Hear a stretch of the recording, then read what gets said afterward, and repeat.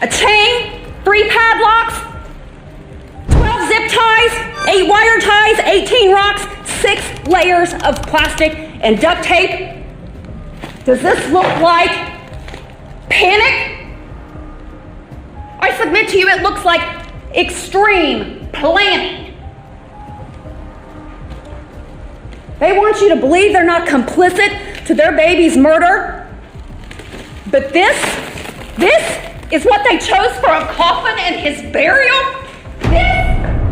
That was the moment the prosecutor was in full-blown rage because of what baby Dylan had to go through. But before this, there was a crucial interrogation where Jessica Groves sat at the metal table like none of this mattered, with no sign that a 4-month-old child was missing. And across from her, Daniel Groves. They'd been brought in separately and interrogated separately. Each of them claimed Dylan, their infant son, was with Children's Services. Each insisted he was fine and they stuck to the same story. But when they were left alone together, seated in what they thought was just a holding area, that's when the truth began to leak out. Only they didn't realize the room wasn't silent. It was wired. There was no yelling or screaming, just a low, raw whisper that cut deeper than any outburst ever could. Daniel leaned toward Jessica and he said, "If they find his body and find out where he had a broken arm and shit, we're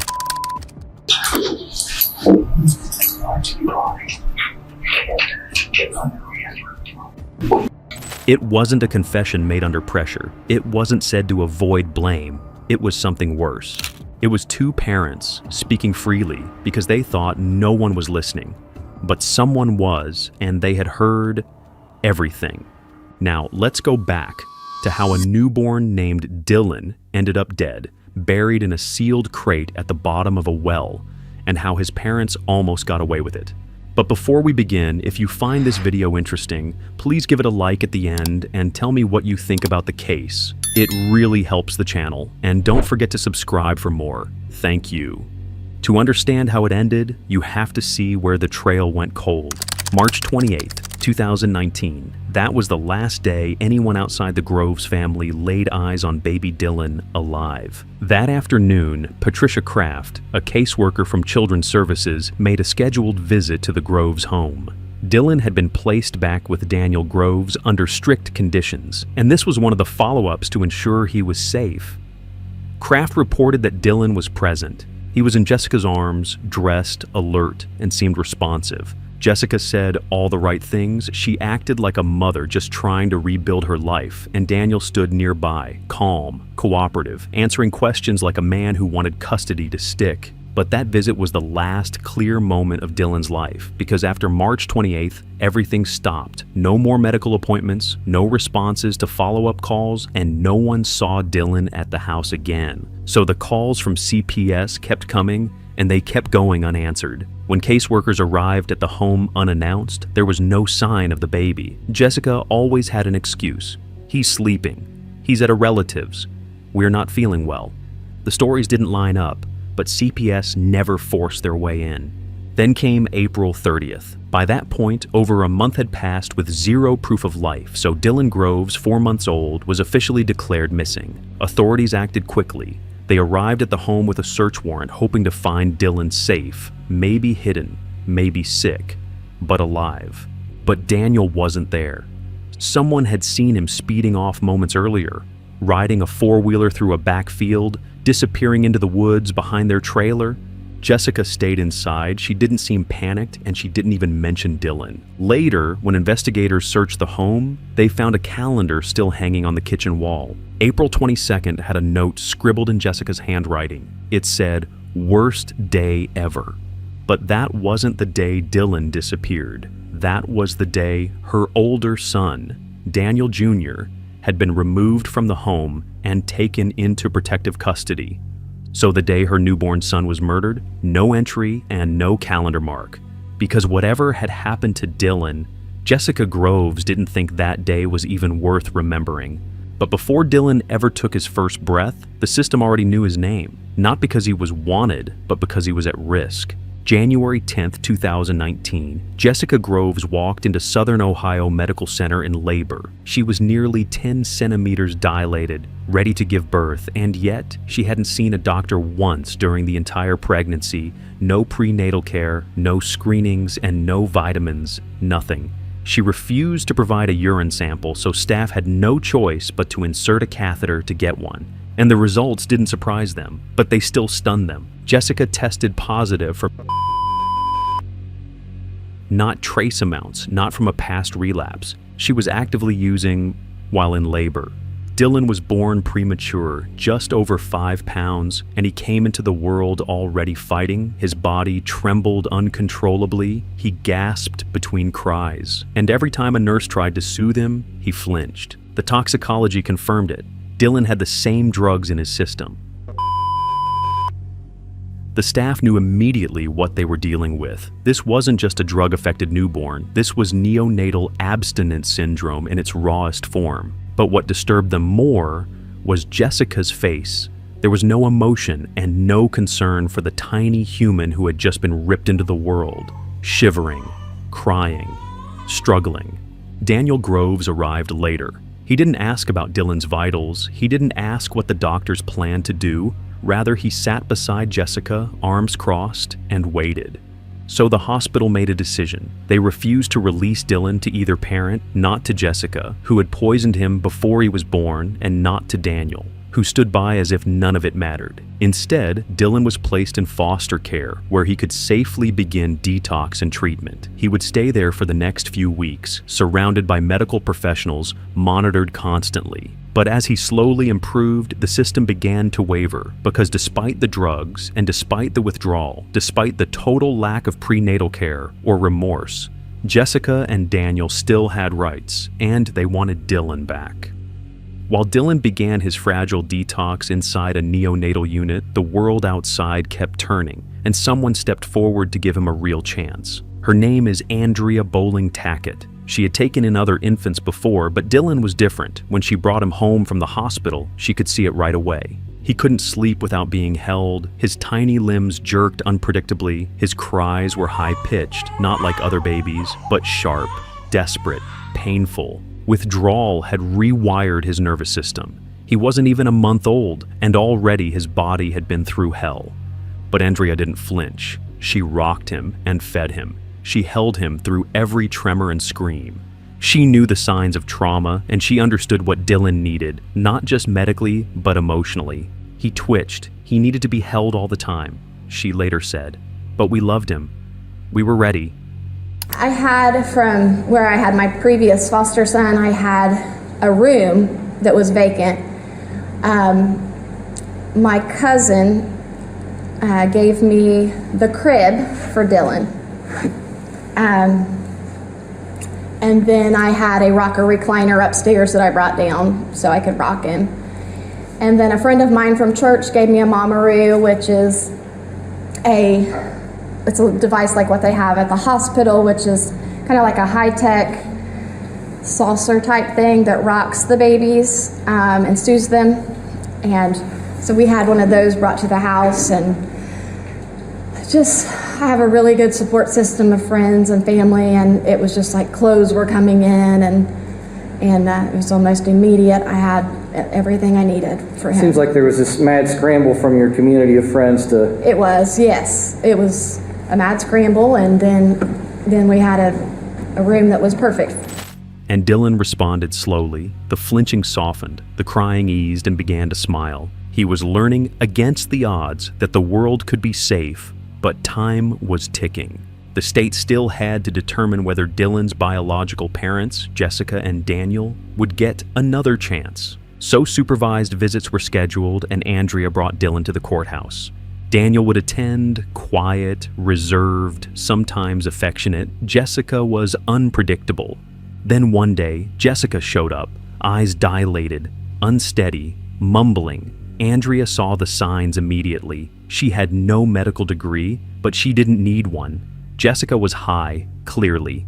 She alerted Children's Services right away. She warned them and pleaded with them, but nothing happened. No follow-up, no drug test, and no suspension of visitation. Instead, just over 2 weeks later, on January 28th, 2019, Dylan was taken from Andrea and returned to Daniel Groves. The court had allowed it, under one key condition. Jessica was not to live in the home, and the baby would be solely in the care of Daniel, whom they thought was clean. It was a line drawn in ink, but lines don't mean much when no one checks who's crossing them, because Jessica never really left, and now Dylan was back in the same environment he'd barely survived the first time. For a while, on paper, it looked like things were going well. There were 2 documented pediatric visits after Dylan's return to Daniel Groves, one on February 7th and another on February 21st. The reports from both visits painted a stable picture, and Dylan was gaining weight.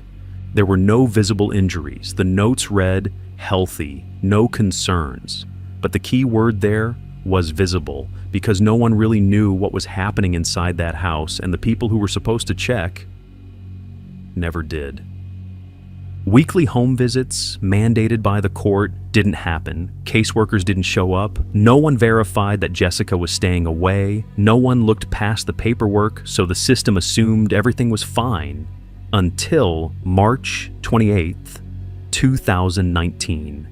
That was the last time anyone outside the Groves home saw Dylan alive. Caseworker Patricia Kraft visited that day. Jessica was there, despite the court order, and Dylan was in her arms. He looked quiet and still, but nothing set off an alarm strong enough to act. After that visit, everything went silent. No more medical appointments, no response to calls, missed visitations, and Dylan vanished slowly, quietly, and no one noticed. Weeks passed, but then something else started to unravel. Caseworkers attempted a routine check-in with Daniel and realized he no longer worked at Rural King, the job he had listed on all his court documents. He'd either quit or lied. Either way, he wasn't where they thought he was. It was only then, in late April, that questions began to surface. Not just about Dylan, but about Daniel Jr., their teenage son still living in the same home. On April 24th, with no answers and growing suspicion, Children's Services removed Daniel Jr. from the Groves household. The case was no longer just about neglect. Now it was about concealment, possibly something worse. And that same week, the Scioto County Sheriff's Office got involved. They were told that a baby hadn't been seen in nearly a month, and the parents had stopped answering their phones. The system had been blind for too long. Now it was time to kick down the door. So on the morning of June 10th, 2019, law enforcement stopped asking questions and started taking action. A SWAT team was deployed to the Groves rural trailer in Otway, Ohio, with UNs drawn and perimeter locked. They weren't just looking for answers anymore. They were preparing for resistance, and that's exactly what they got. Jessica Groves came out first, screaming, angry, combative, not with concern, not with panic, but rage. She barked about her rights and cursed at officers. But Daniel wasn't there. He had vanished. Inside the trailer, deputies found signs of someone fleeing in a hurry. A back door left swinging, tracks in the tall grass. So they called in a robot to clear the interior, suspecting he might be hiding or armed.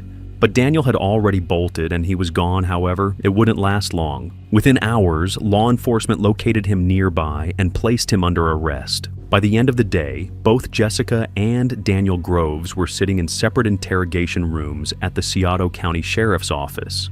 But instead of answers, detectives were met with a wall of lies. Evidently, and correct me if I'm saying something wrong because this information was just given to me. Evidently, they said you're a little boy, and what was his name? Dylan? Maybe, is that so right? Dylan? He was born in January, and I guess he was born on drugs. Is that correct? Under the influence of drugs. Happens all the time. I'm not here to judge you, okay? Children's Services said that you were supposed to be taking him and going to some kind of parenting classes. And you haven't went and signed up your WIC? You haven't went and renewed his medical card? We did get WIC. Okay. He did have medical card until he was taken away.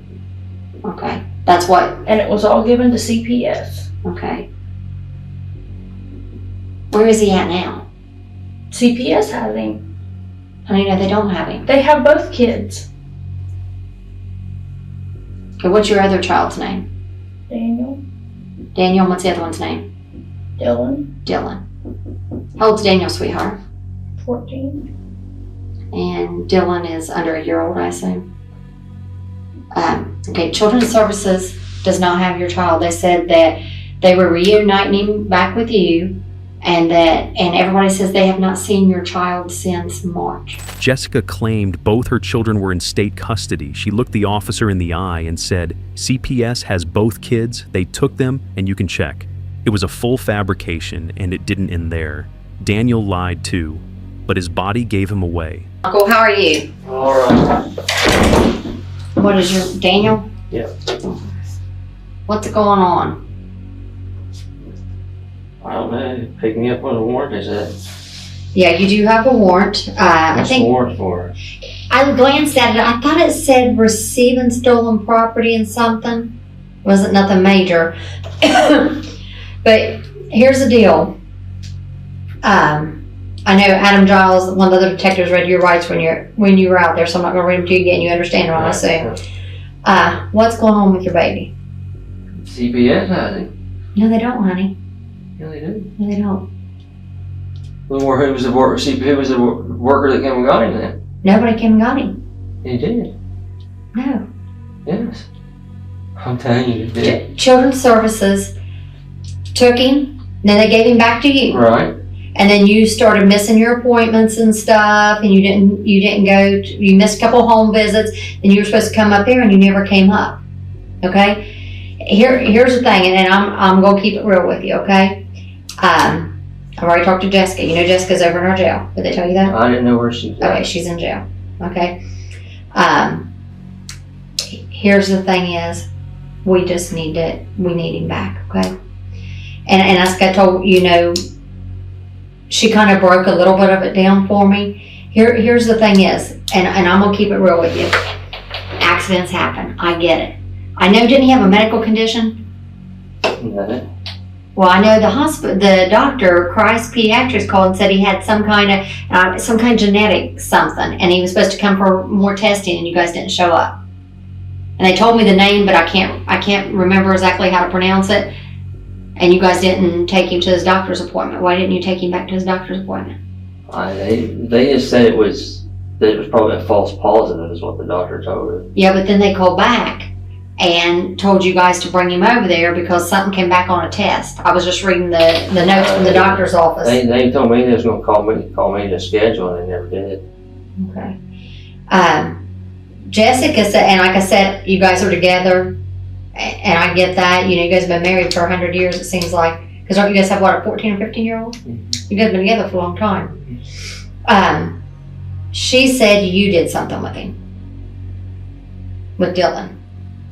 Here's the thing is, it's not going to go away. And as I told her, she said you're the one that can take him to where he's at. Things happen. And I'll be the first one to tell you, we all make mistakes in our life. Obviously, I've made mistakes. I've got a daughter who's 28 years old. Got pregnant fresh out of high school. It's hard. I don't know how you're raising two, both of you. Don't have a clue because it's hard. And that's what I told her. I grew up dirt poor, didn't have nothing. So, I can sympathize. I've never had a drug problem, thank goodness. But, I had a brother that struggled with it. Are you guys still on the dope? Not really. Because you guys were doing heroin, she said. She's worried about you, but she was pretty honest with me. And she said, you're the one that can take us to him. Here's the thing is, I don't have a magic wand. And that's what I told her. I said, I can't make it. You are in a little bit of trouble. You already know that. I'm not going to sit here and lie to you. A lot of people say they'll promise you. That's bull. We're not a judge. We can't promise you. However, I can put a good word in for you. And like I said, accidents do happen, and I get that. But the main thing is you guys have one last chance, and that's why I told her to do right by your son. Do I think? Now, at this point, Detective Jody Conkle asked Jessica if Daniel was responsible for this, but she said he could never do such a thing. It's not given back to me. He was given to his dad. Okay. Do you know what Dad did with him, sweetheart? CPS took him back. They're saying they did not. And when they took Daniel, and they had no right to take Daniel. Well, I'm going to check into that for you. Did you see CPS take the child, or is that what Daniel told you? Yes, they were there. They took him. When was that? I don't know. Honey, I'm not trying to upset you. I'm just trying to get to the bottom of this, because this is what's going on right now. Is no one can find the baby. That's what this is over. The baby's missing. And here's the thing, honey, and I'm gonna be straight up with you. If it's something that the dad's done something, whatever, you just need to help yourself at this time. 1, help us find your baby, and 2, help yourself. Okay? Daniel would never hurt his children, ever. Honey, I'm not saying he hurt him. I'm just saying, is he hid somewhere? We just need to make sure that he's okay. Okay? I need to be able to confirm that the baby's okay and nothing happened to him, because yeah, you didn't go to them classes. No, everybody said the last time they seen your baby was I was March. never supposed to go to parenting classes. Okay, that's what they said. Honey, I don't know. It's all stuff I'm gonna check. What did they tell you had to do?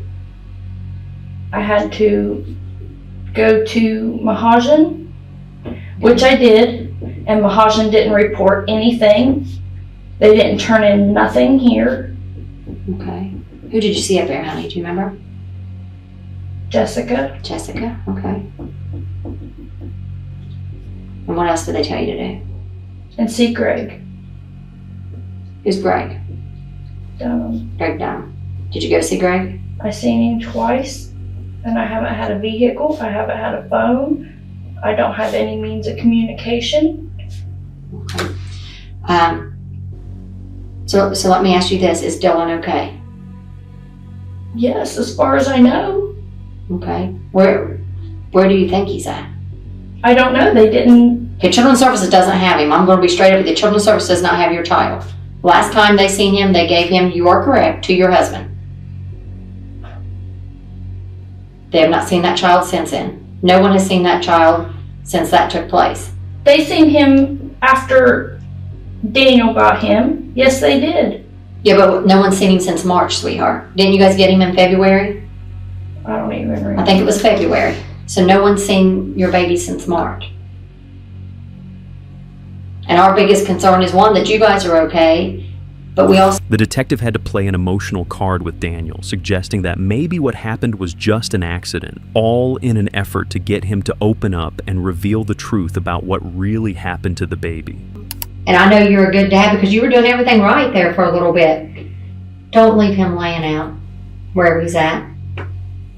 He doesn't deserve that, and you don't deserve that. And Jessica even said that. She said that you would do the right thing. That's what she told me. What's she in jail for? She's in jail for complicity to kidnapping and interference with custody. What's she in kidnapping for? Because right now, the fact that you didn't bring him back to Children's Services when you're supposed to, it makes you both the same thing, interference with custody and kidnapping. Because your child, and like I said, that could change, especially if, he's deceased and something happened. I can't put words in your mouth what happened. I mean, I already know. And like I said, and just like I told her, he don't deserve to be laying out there. And dear God, he looks just like you now that I see you. Things happen. But this is your chance to make right by it. This little baby don't deserve that. And you know that. We can get through anything. And like I said, yeah, you're in a little bit of trouble. But I tell you, everybody's going to look up to you and have respect that you did the right thing. You know what? It takes a man. And that's like I told Jessica, the same thing. It takes a real person, a man, to stand up and say, yeah, I made a mistake. Let's make right by it. I have more respect than for people. I've had people that's came in here, killed 2 or 3 people, adults, and told me the truth and explained it to me. And I have more respect for them than a coward that chooses not to. You know what I'm saying? Nobody killed him. Well, what happened, honey? He just died. What did he die of? Tell me how this happened. Tell me. He just found him. He was gone. Okay. Purple? Yeah. Okay. Where'd you put him, sweetheart? Let's get him where... At this point, the detective had finally gotten something. A breakthrough. Daniel admitted it. Dylan was dead, but that was only part of the truth, because if he was dead, then where was he now? Where had they taken his body? And how were investigators supposed to bring him back? The answers were still buried, and getting them out of Jessica and Daniel wouldn't be easy. As you can see, I was telling you the truth. They did have him. And I just talked to him, and he told me that Dylan is dead, and that you guys put him in something and took him up the road off to the right and put him somewhere. He said that you would probably be able to tell us better so we can get him so he's not laying outside, honey. Don't leave your baby laying out there another night. What happened, sweetheart? I done told you what I know. Okay, you didn't tell me the truth. You told me something from Children's Services. He's already told me the truth. Your husband's already told me. The lying's got to stop now. If you want me on your side, trying to help sort this mess out, you got to be honest. Because obviously your husband just was. Now they had to turn to Daniel again since Jessica wasn't breaking. It to happen. Did he die out there at your trailer? Okay. Who all was there? Just you two? Okay. How long ago was that, sweetheart? How long after you got him back?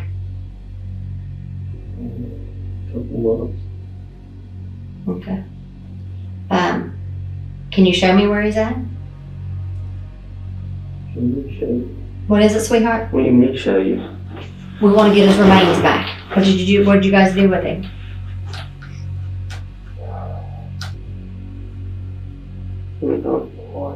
What is it? Honey, I'm going to here in just a minute. You want something to drink or something while you wait? Is he out there by your house? No, not by my house. What's he close to, honey? It's close to our house. Tell me where he's at while they're out there, and I'll have them get him while they're out there. I can't explain it. But can you show me? Let me show you. Let me show you. Did you bury him? Not really. What is he in? Let me talk to my wife. Let me see if they're done with count. Give me just a second. Daniel eventually told them he'd take them to where the baby was buried, so they followed him. They drove out, hoping for closure, hoping it would finally end. But when they got there, it was a lie. He had led them to the wrong place. Out of county drug task force, we took Daniel out there to where he told me that Dylan's body would be, and we searched for hours. The area we were in, it was kind of up and down hilly area. There was a creek that ran through. We were everywhere searching there, multiple people. We searched there and around the residence. When you went out there, did you have information about what type of items you might be looking for? Yes, he had told me that the baby was in some type of container. He couldn't remember what type of container. Told me that's where he put it, kind of, what the baby might be wearing, because, there should be stuff there. Even I've had other cases where, a body's been left out. Even if animals would, eat on a body or drag stuff off, you always find something. So the interrogations didn't stop. Investigators had no choice but to hold them longer because somewhere out there, Dylan was still missing, and neither parent was ready to tell the full truth. But then, Daniel made a quiet request. He said he needed to talk to Jessica, and that's when the tide began to turn. Because what happened in that room, once they were alone, would bring investigators closer than ever to the truth. You come on in. But the reason that we're doing this is because you've cooperated and done everything you're supposed to. She can have drinks. Just no touching, kissing, making out, because I'm doing this as a favor, okay? Thank you. She can have some of your drinks or whatever, No. but just don't, no making out, kissing, hugging, okay? Does that seem fair enough? Yeah. Okay. Thank you.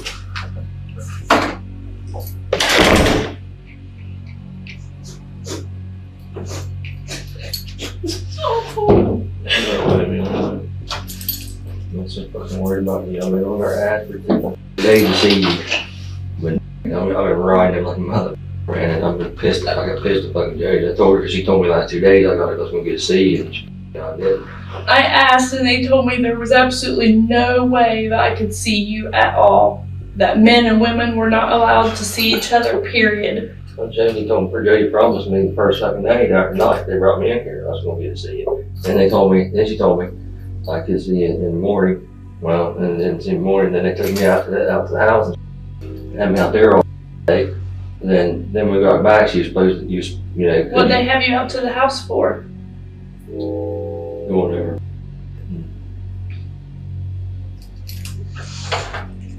I've been so worried about the dogs. I've tried to call Linda. I couldn't even get a spoon until today. No, they ain't even took foot. They still got me. They've been holding me up and holding the whole time. I ain't even been got put back on the range. I've been up in the holding cell where the lights are on all the time. That's another thing I want to talk to Jody about now, because they supposed to put me back here last night and they wouldn't do it. What are they charging you with? Kidnapping, abduction, and like I don't know, another misdemeanor. You had court this morning? Video court. I had video court yesterday morning. My bond's $100,000. Kidnapping. What else do you got? Kidnapping, abduction, and Same three things I got. and something fooling with custody, Yeah. something misdemeanor 4, felony 4, and a felony 1. Jessica complained about the way she was being treated. Daniel kept circling back to the dog, worried about who would feed it. There was no mention of Dylan, just two people trying to protect themselves from consequences they already knew were coming. And that silence about the baby said everything. But it was at this time they eventually let out the whole truth. This was the moment the detective was waiting for. They told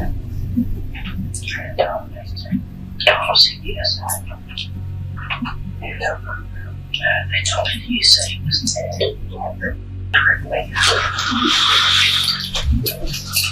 told me he was unmarried for me.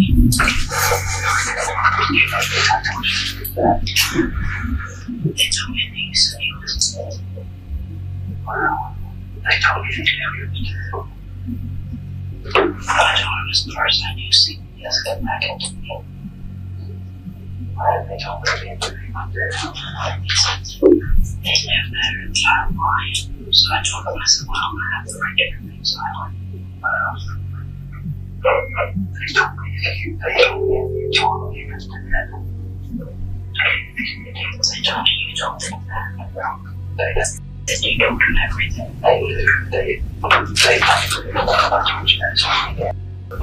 What they didn't realize was that the room never went silent. No matter how low they whispered, the amplifiers picked up everything. Every murmur, every word, every crack in their story. The detectives were listening, and in that quiet exchange, beneath their breath, Daniel said just enough to change everything. But when the door opened and the detective stepped back in, it was as if none of it had happened. Daniel sat back, straight-faced, and denied what was already obvious. You're welcome, but you know what? You lied to me.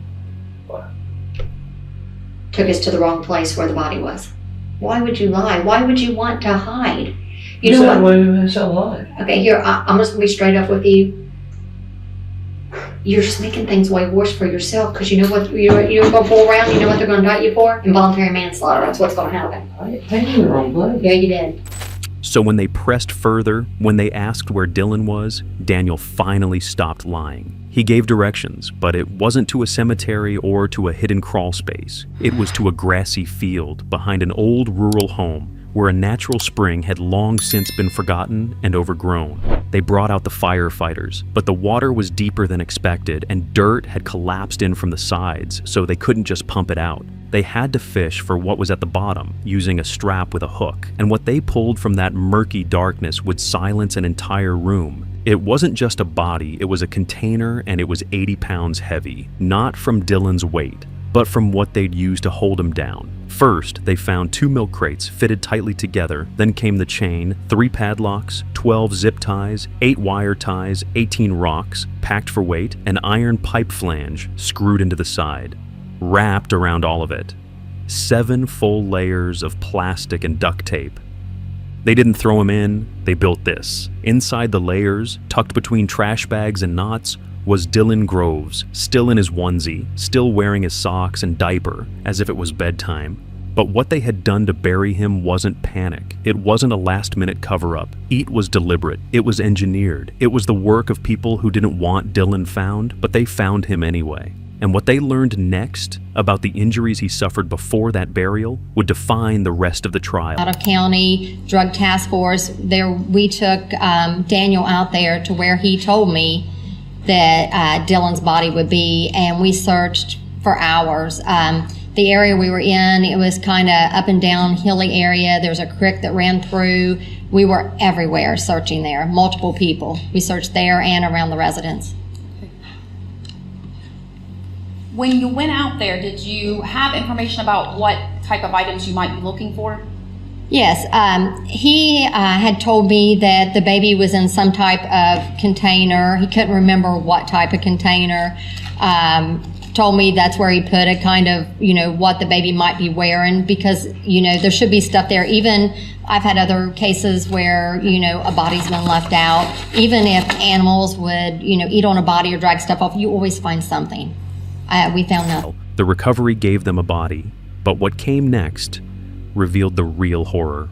Dr. Susan Brown, the forensic pathologist, began the examination. She didn't just find one injury. She found layers of violence separated by time, each telling a different story. On the right side of Dylan's skull, a fracture, partially healed, then another fracture on the left, this one fresh, no sign of healing. His left arm had been broken in 3 places. His left leg, the tibia, snapped. Ribs 6 and 7 showed signs of calcification, meaning they had been fractured earlier and had started healing. Bruises covered his tiny chest, his scalp, and both of his eyes, but that wasn't all. His liver tested positive for methamphetamine and amphetamines.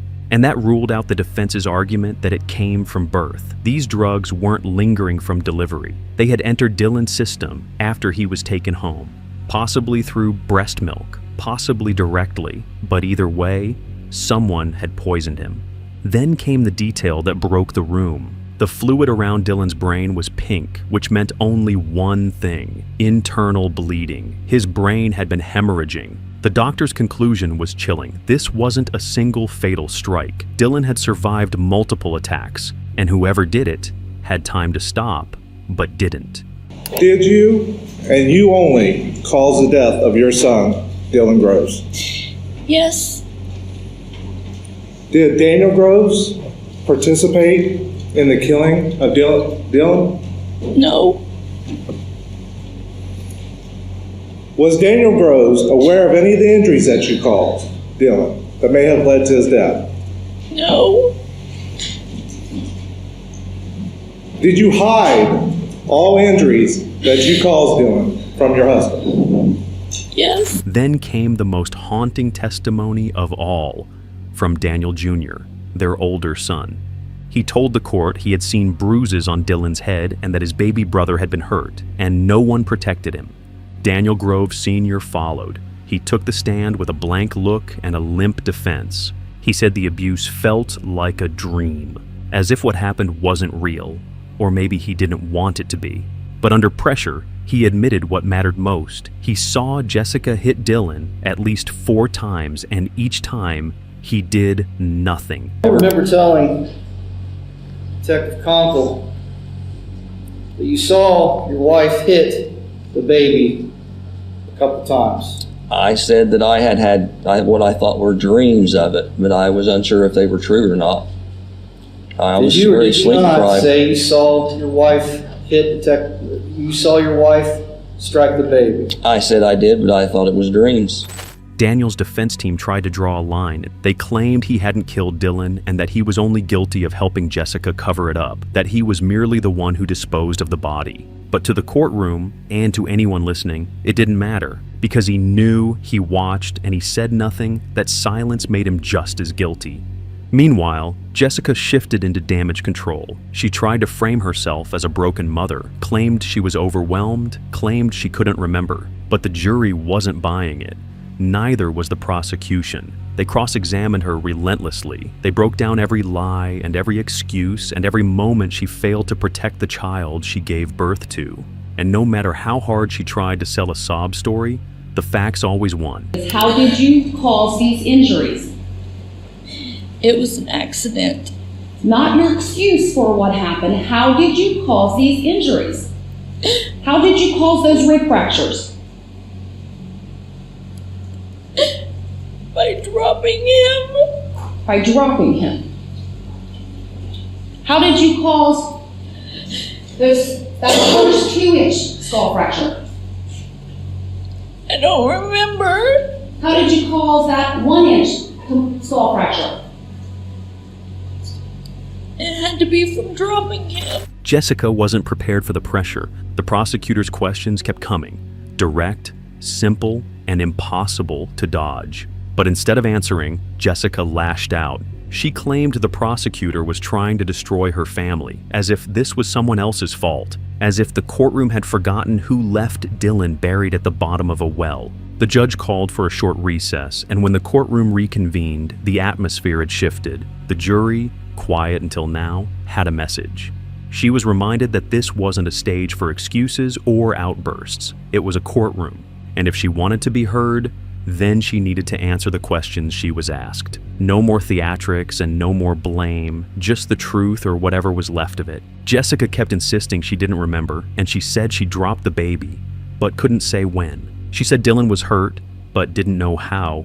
Could she have been that high? So far gone that her memory just shut off? Maybe, but even that didn't excuse what happened next, and the prosecutor wasn't about to let it slide. You heard that 15-year-old little boy describe that baby as having bruising all around where his hair would be expected.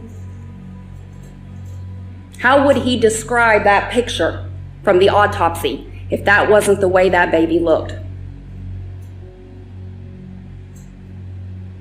But defendant Daniel Groves didn't know. And Daniel Jr. said it was a matter of time after he sees this that the baby disappeared. He didn't know. He couldn't have called right then for emergency medical assistance to give baby Dylan a chance to survive. I submit to you that's the least he could have done.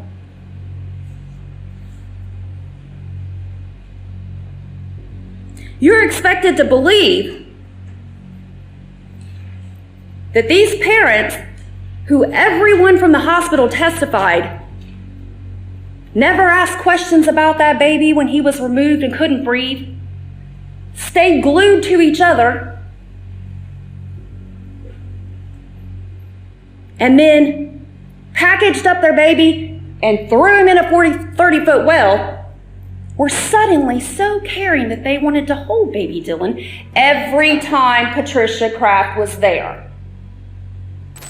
So, evidently, Daniel had hidden Dylan's body in the well to protect Jessica, to protect her from being arrested. What a love story, but not the kind that ends in flowers or forgiveness. This was the kind that wrapped a child in duct tape, locked him in crates, and sank him beneath cold water, all to shield the woman who helped put him there. Daniel called it protection, but the jury called it what it truly was, complicity, because covering up a crime doesn't make you less guilty. Daniel Groves panicked and dumped baby Dylan in a 30-foot well.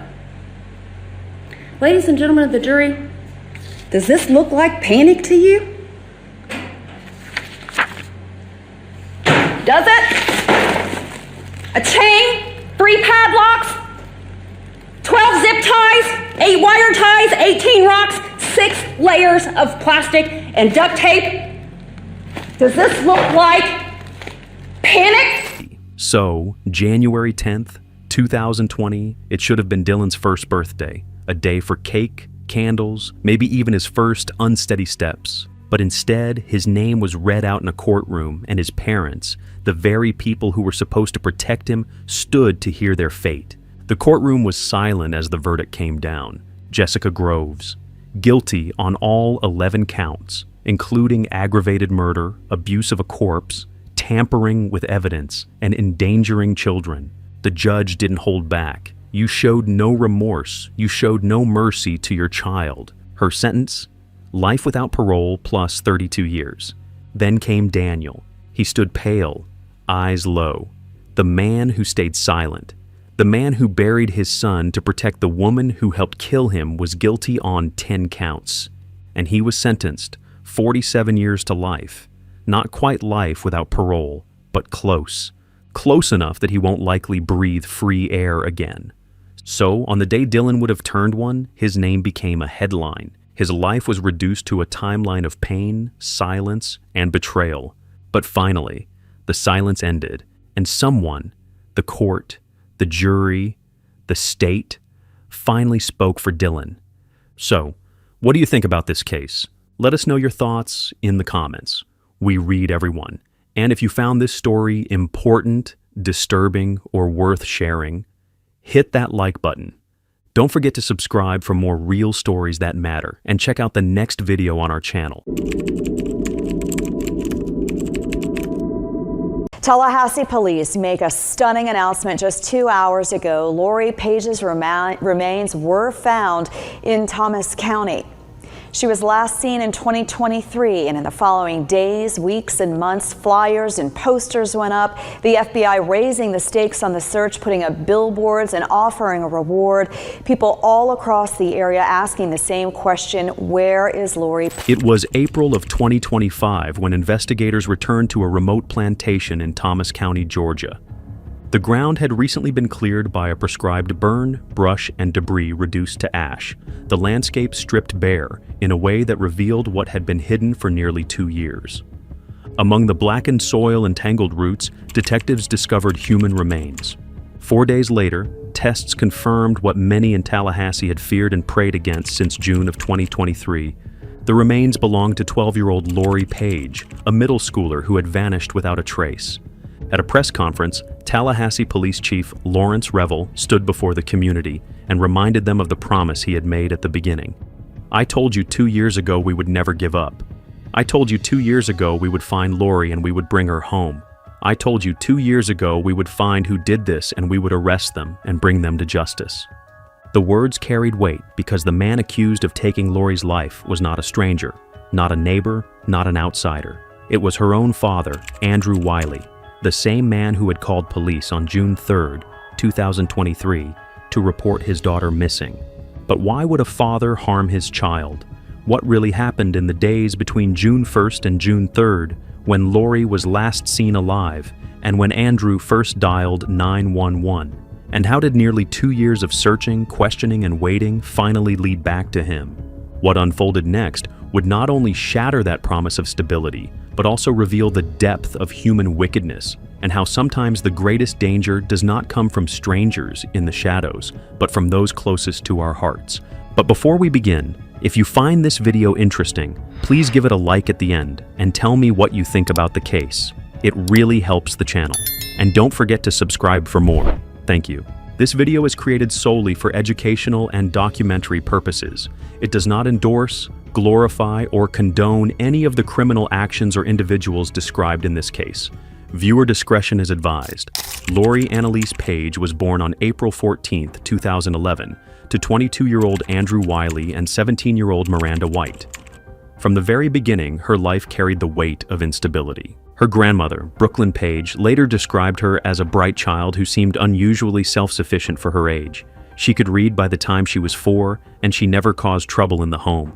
She was quiet and reserved, often shy around adults, but with friends she came alive, especially when talking about the things she loved: Roblox, YouTube videos, and the little worlds she created for herself when she needed an escape. But Brooklyn also described how Lori's early years were shadowed by her mother's indifference. Miranda had wanted to end the pregnancy late, and when she couldn't, she moved on as though motherhood had been forced upon her. She left Lori alone for long stretches of time, sometimes sleeping through the day and leaving food on low shelves so her daughter could fend for herself. And when Brooklyn moved to Tampa to be closer, she was stunned to see how little supervision Miranda provided. Friends and relatives noticed the same thing. There was never really a bond between Miranda and her daughter, so it was often others who stepped in to care for Lori. Her godmother, Daisy Garcia, spent long hours with her, and Brooklyn shouldered much of the responsibility. At one point, Child Protective Services even removed Lori from Miranda's home and placed her with her great-grandfather. That arrangement was temporary, and she was later returned to Miranda, but the pattern of instability continued. Lori spent much of her childhood in Nashville, Tennessee, where Miranda relocated frequently in search of work. Each move meant a new school, a new adjustment, and the loss of any sense of permanence. And in Nashville, Lori's frustration sometimes boiled over. Records from the Youth Services and Runaway Bureau showed that she ran away at least once after a fight with her mother, but she returned the same day. Neighbors later recalled explosive arguments between Miranda and Lori, with Miranda's partner, Latana White, admitting that she often tried to stay out of the screaming matches that erupted in the home. Through it all, Lori was described as bright, but she was also carrying resentment. She felt abandoned by her mother, and relatives worried she was capable of harming herself. Yet she still had ties to friends and extended family in Nashville. And in her own way, she tried to hold on to the pieces of stability she did have. By 2021, Andrew had reestablished contact with his daughter. Custody became split, but because he lived in Tallahassee, Florida, their time together was limited to summer visits. That changed the following year when Miranda, overwhelmed by her financial situation and constant moving, told Lori she would not be picking her up at the end of the summer. She said she could no longer afford rent and didn't have a stable place for Lori to live, and she believed the constant relocations were harming her daughter's education. So Lori stayed in Florida with her father, and Miranda signed over custody to Andrew before the 2022 to 2023 school year. For Lori, the move was painful. She may not have had a close relationship with her mother, but she had friends, routines, and familiar surroundings in Nashville. Leaving that behind for Tallahassee was something she never truly accepted. Andrew enrolled her at Griffin Middle School and told her she would make new friends, but Lori remained shy and withdrawn. Teachers noticed she avoided extracurricular activities, and classmates later said it was difficult to stay in touch with her after school. She didn't use social media, she wasn't allowed to keep a phone, and she seemed to retreat into herself. So by the time she began her new life in Tallahassee, Lori was carrying more than just the ordinary struggles of adolescence. She carried years of neglect, disrupted schooling, frequent moves, and a deep reluctance to start over again. And while her father promised her stability, the reality was that Lori entered this next chapter already vulnerable, already isolated, and already unsure of where she truly belonged. At Griffin Middle School in Tallahassee, the signs that Lori was struggling became increasingly difficult to ignore. She had entered a new environment where she hardly knew anyone, and while her teachers described her as shy and withdrawn, they also began noticing behaviors that raised concern. Nathan George, one of her teachers, remembered how she slipped him a note asking if he liked her. It was a small act, but it was out of place for a 12-year-old who had always kept to herself, and it immediately suggested that Lori was searching for affirmation in ways that were not typical for her age. And it wasn't just the note. She would sometimes break down without warning, crying in the middle of class, unable to explain what had triggered the reaction.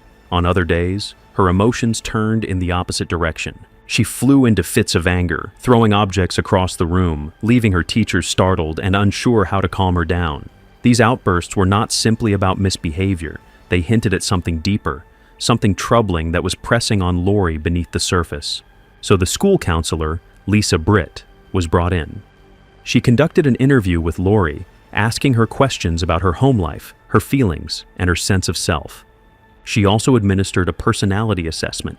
The results pointed toward depression and feelings of inadequacy. Lori seemed to believe she wasn't good enough, that she lacked worth, and the counselor recognized these were not fleeting adolescent moods, but signs of something sustained and serious. However, what Lori told her friends may have revealed even more. In conversations between classes, she confided that life at home with her father had grown harsh and at times violent. She said she was being mistreated, and that discipline often came in the form of a belt. One classmate recalled Lori mentioning that her father had approached her at the bus stop carrying a belt in his hand, a detail that left her peers unsettled even if they hadn't seen the full incident themselves. These disclosures added weight to the emotional volatility her teachers were observing. Then came May of 2023, when the tension in Lori's home life seemed to spill over completely. After a heated fight with Andrew, she ran away. She didn't disappear for long. She first went to a friend's house, stayed there briefly, and then turned up at school later that same day. But the event left a mark. It confirmed what teachers already suspected. Lori was not just battling inner turmoil, she was also desperate to escape from her immediate environment, and her strained relationship with her parents only made matters worse. While she was now living full-time with Andrew, she still tried to keep a line open to her mother, Miranda.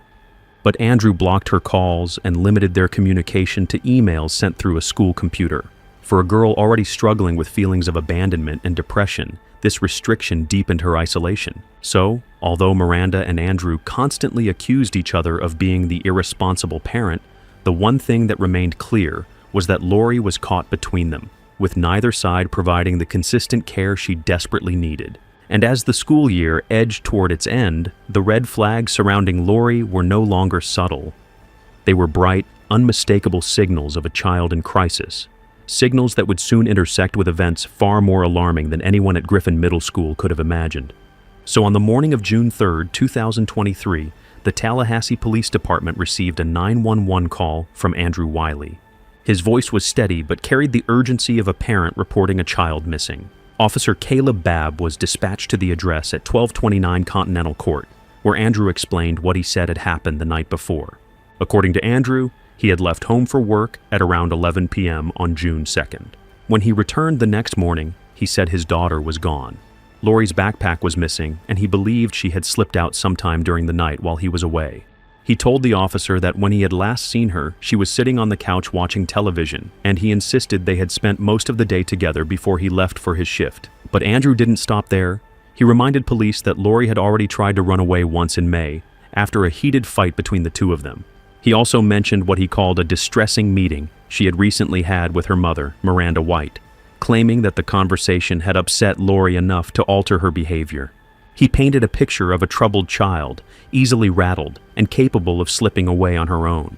So, investigators began treating Lori's disappearance as a potential runaway case. The first hours were critical, and officers canvassed the neighborhood, checked with nearby schools, and spoke to her classmates. Flyers were circulated almost immediately, and the community was asked to keep their eyes open for the 12-year-old girl. And the community did respond. Pastor Rudy Ferguson of the New Birth Tabernacle of Praise, a local leader who didn't know Lori personally, felt compelled to step in.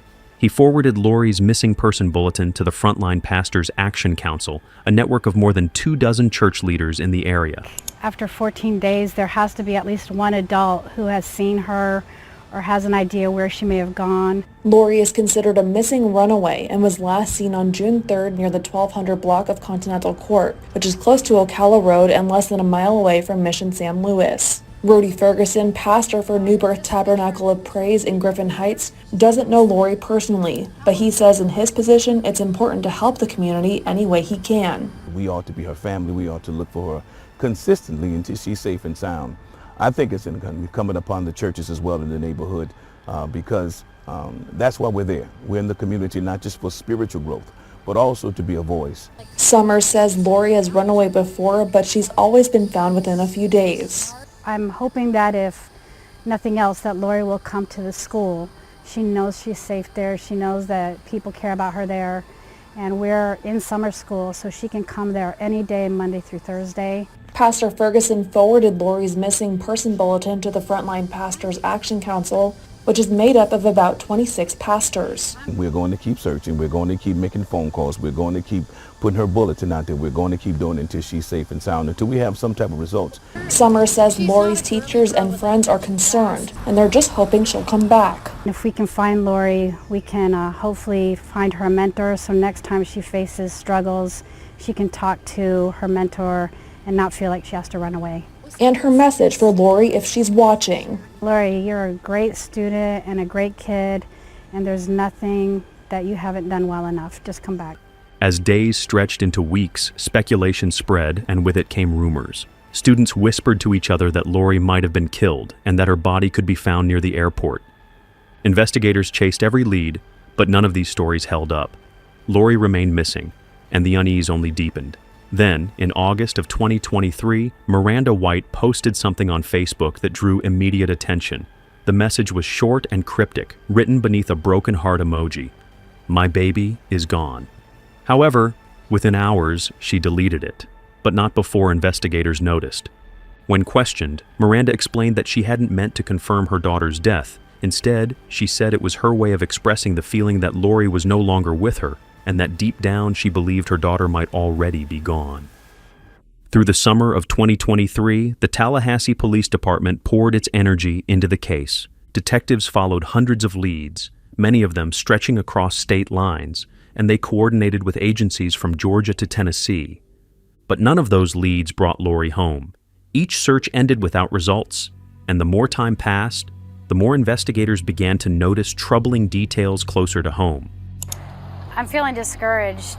Just to not know anything for 8 months feels like too long. Margaret Summers says the days grow longer knowing that 12-year-old Lori Page is still missing after nearly 8 months. Every kid matters, and if she just disappeared and nobody knew about it, wouldn't that say she doesn't matter?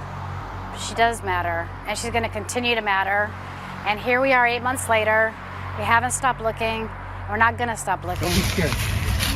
Tuesday, about 90 people between Tallahassee Police and Fire Department searched 64 acres of Mission San Luis Park. TPD says Page was last seen in the general area near Continental Court off Ocala Road. Our concern grows day by day. We want to be able to bring Lori home and reunite her with her family and friends. When you have this amount of time that goes by, our concern always increases, but we've really been concerned since day one. Alicia Hill with the police department says this is their 5th search since Page was originally reported missing last summer. But the reality is there's so much that goes on behind the scenes, so much investigative work. Even with a minimal digital footprint, we still have to comb through evidence online. And as the search continues, Summers remembers Page as one of her brightest students. She was more into school, more so than any other kid that I dealt with. We are supposed to go out of our way to make the kids feel important, but the way she always beelined over to me made me feel important. However, one of the first red flags came from Andrew Wiley himself. Detectives noted that his demeanor seemed unusually flat, even when confronted with the possibility that his daughter might no longer be alive. For a parent whose child had been missing for weeks, his lack of visible concern felt off. He appeared calm, detached, and almost unmoved, which struck officers as inconsistent with the gravity of the situation. But suspicion wasn't directed at Andrew alone.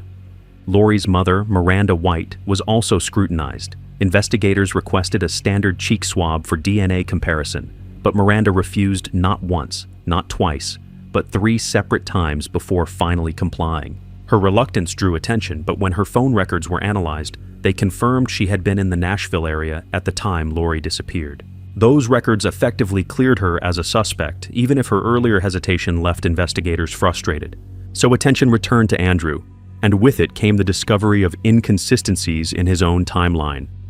Records showed that in the days leading up to Lori's disappearance, Andrew had called in sick to work twice, once on May 27th and again on May 29th. His explanation for those absences was vague, and when investigators pressed him for details about what he had done with that time, his answers shifted.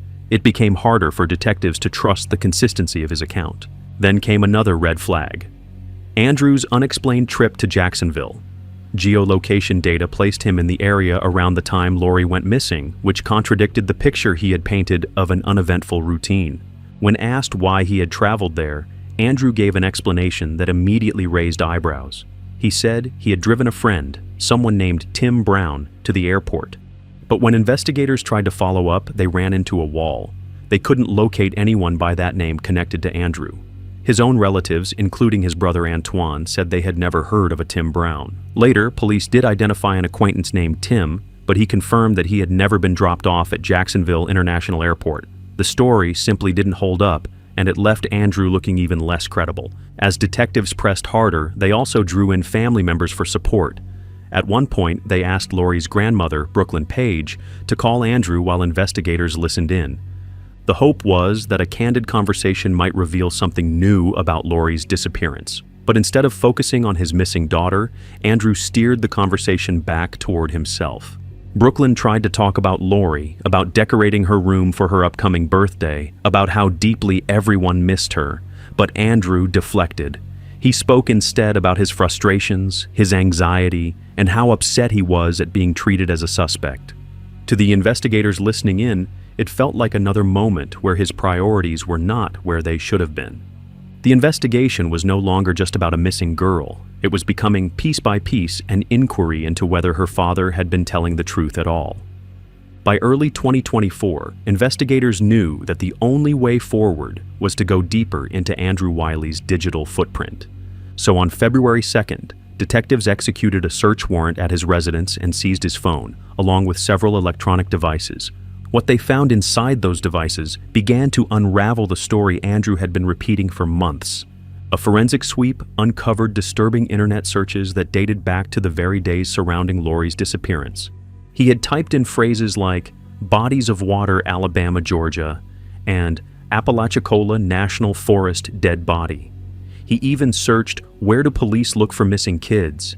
Each query added weight to the suspicion that Andrew wasn't a desperate father trying to find his daughter, but a man planning how to conceal what he had already done. And the phone wasn't the only source of concern. Investigators turned to Andrew's Dodge Charger, and the vehicle told its own story. During a forensic search, officers found a pistol and ammunition tucked inside, but what truly caught their attention was a bottle of cleaning spray.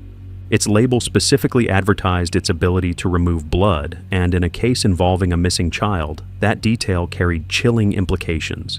Even stranger, the factory-issued floor mats that should have been inside the vehicle were missing altogether. So the Florida Department of Law Enforcement Crime Lab was brought in, and samples from the Charger's carpet were sent for testing. The results confirmed what detectives feared. Lori Page's blood was embedded in the fibers. It was no longer just suspicion or circumstantial evidence. It was physical proof that something violent had happened inside her father's car. Meanwhile, technicians worked to recover data from Andrew's other devices. He had attempted to erase his digital trail by factory resetting old phones and laptops, but experts were able to restore fragments of what he had tried to conceal. Among the recovered information were more searches about remote wooded areas in Alabama and Georgia, reinforcing the idea that Andrew had been scouting places to abandon his daughter's remains. And then came the financial evidence. Investigators traced Andrew's credit card purchases in the days before Lori disappeared, and one of those transactions raised new alarms. Records showed that he had purchased contraceptives, specifically Plan B. This fueled suspicions that his abuse of Lori might have been sexual in nature, and that he had been preparing for the consequences of what he had done.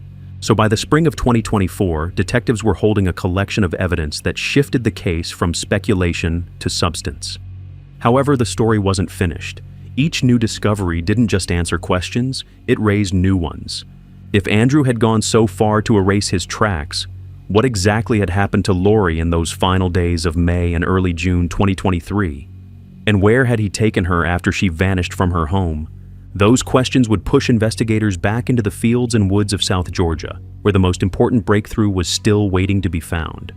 Based on digital evidence recovered from Andrew's devices, detectives turned their attention to South Georgia.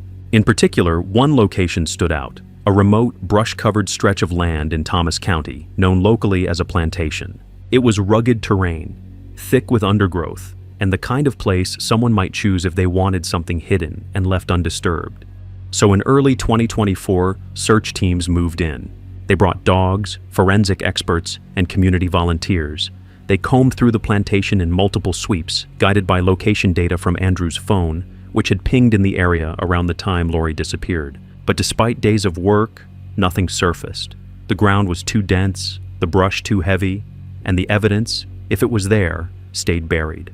Then, more than a year later, the land itself provided the break that investigators needed. On April 5, 2025, a prescribed burn was carried out on the property. Flames cleared away the thick, tangled brush that had hidden the ground for so long. And when detectives returned to the site, they finally saw what had been there all along.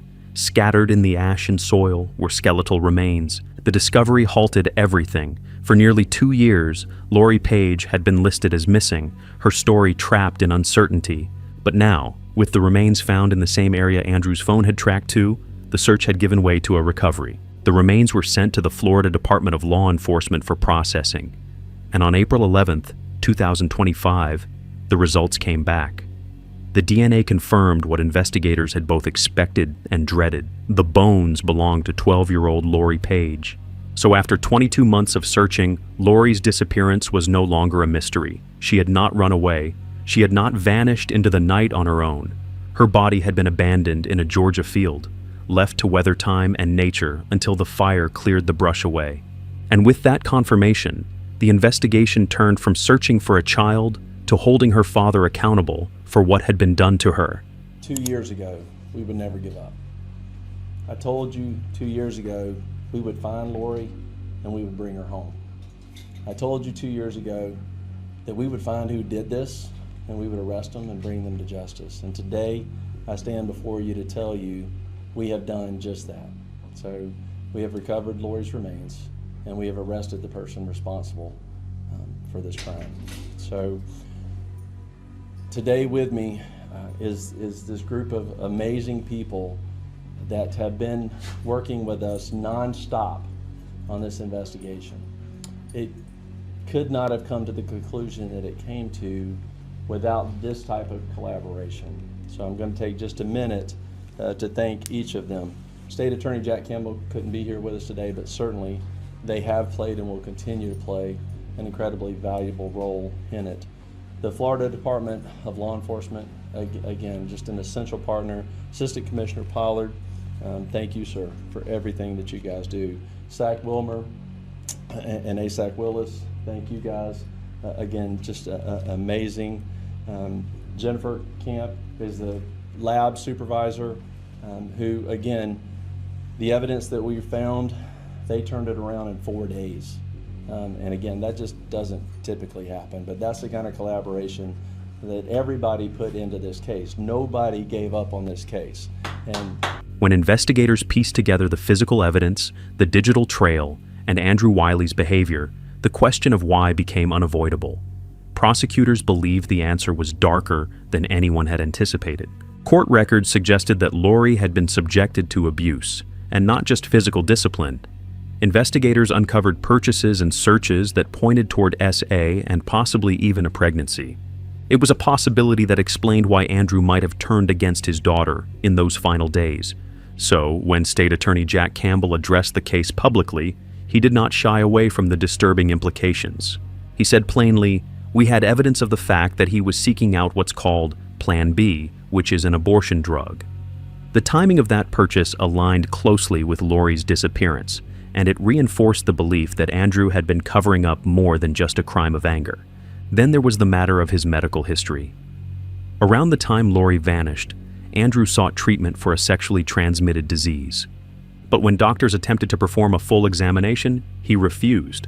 Prosecutors later argued that this refusal was another attempt to avoid leaving behind evidence, because treatment records might have revealed more than just his own illness. So the theory prosecutors built was chilling in its simplicity. They believed Andrew killed Lori on June 1st, 2023, in a moment driven by both fear and self-preservation. They believed he disposed of her body the very next day in the Thomas County plantation field, and then on June 3rd he picked up the phone and reported her missing, presenting himself as the concerned father.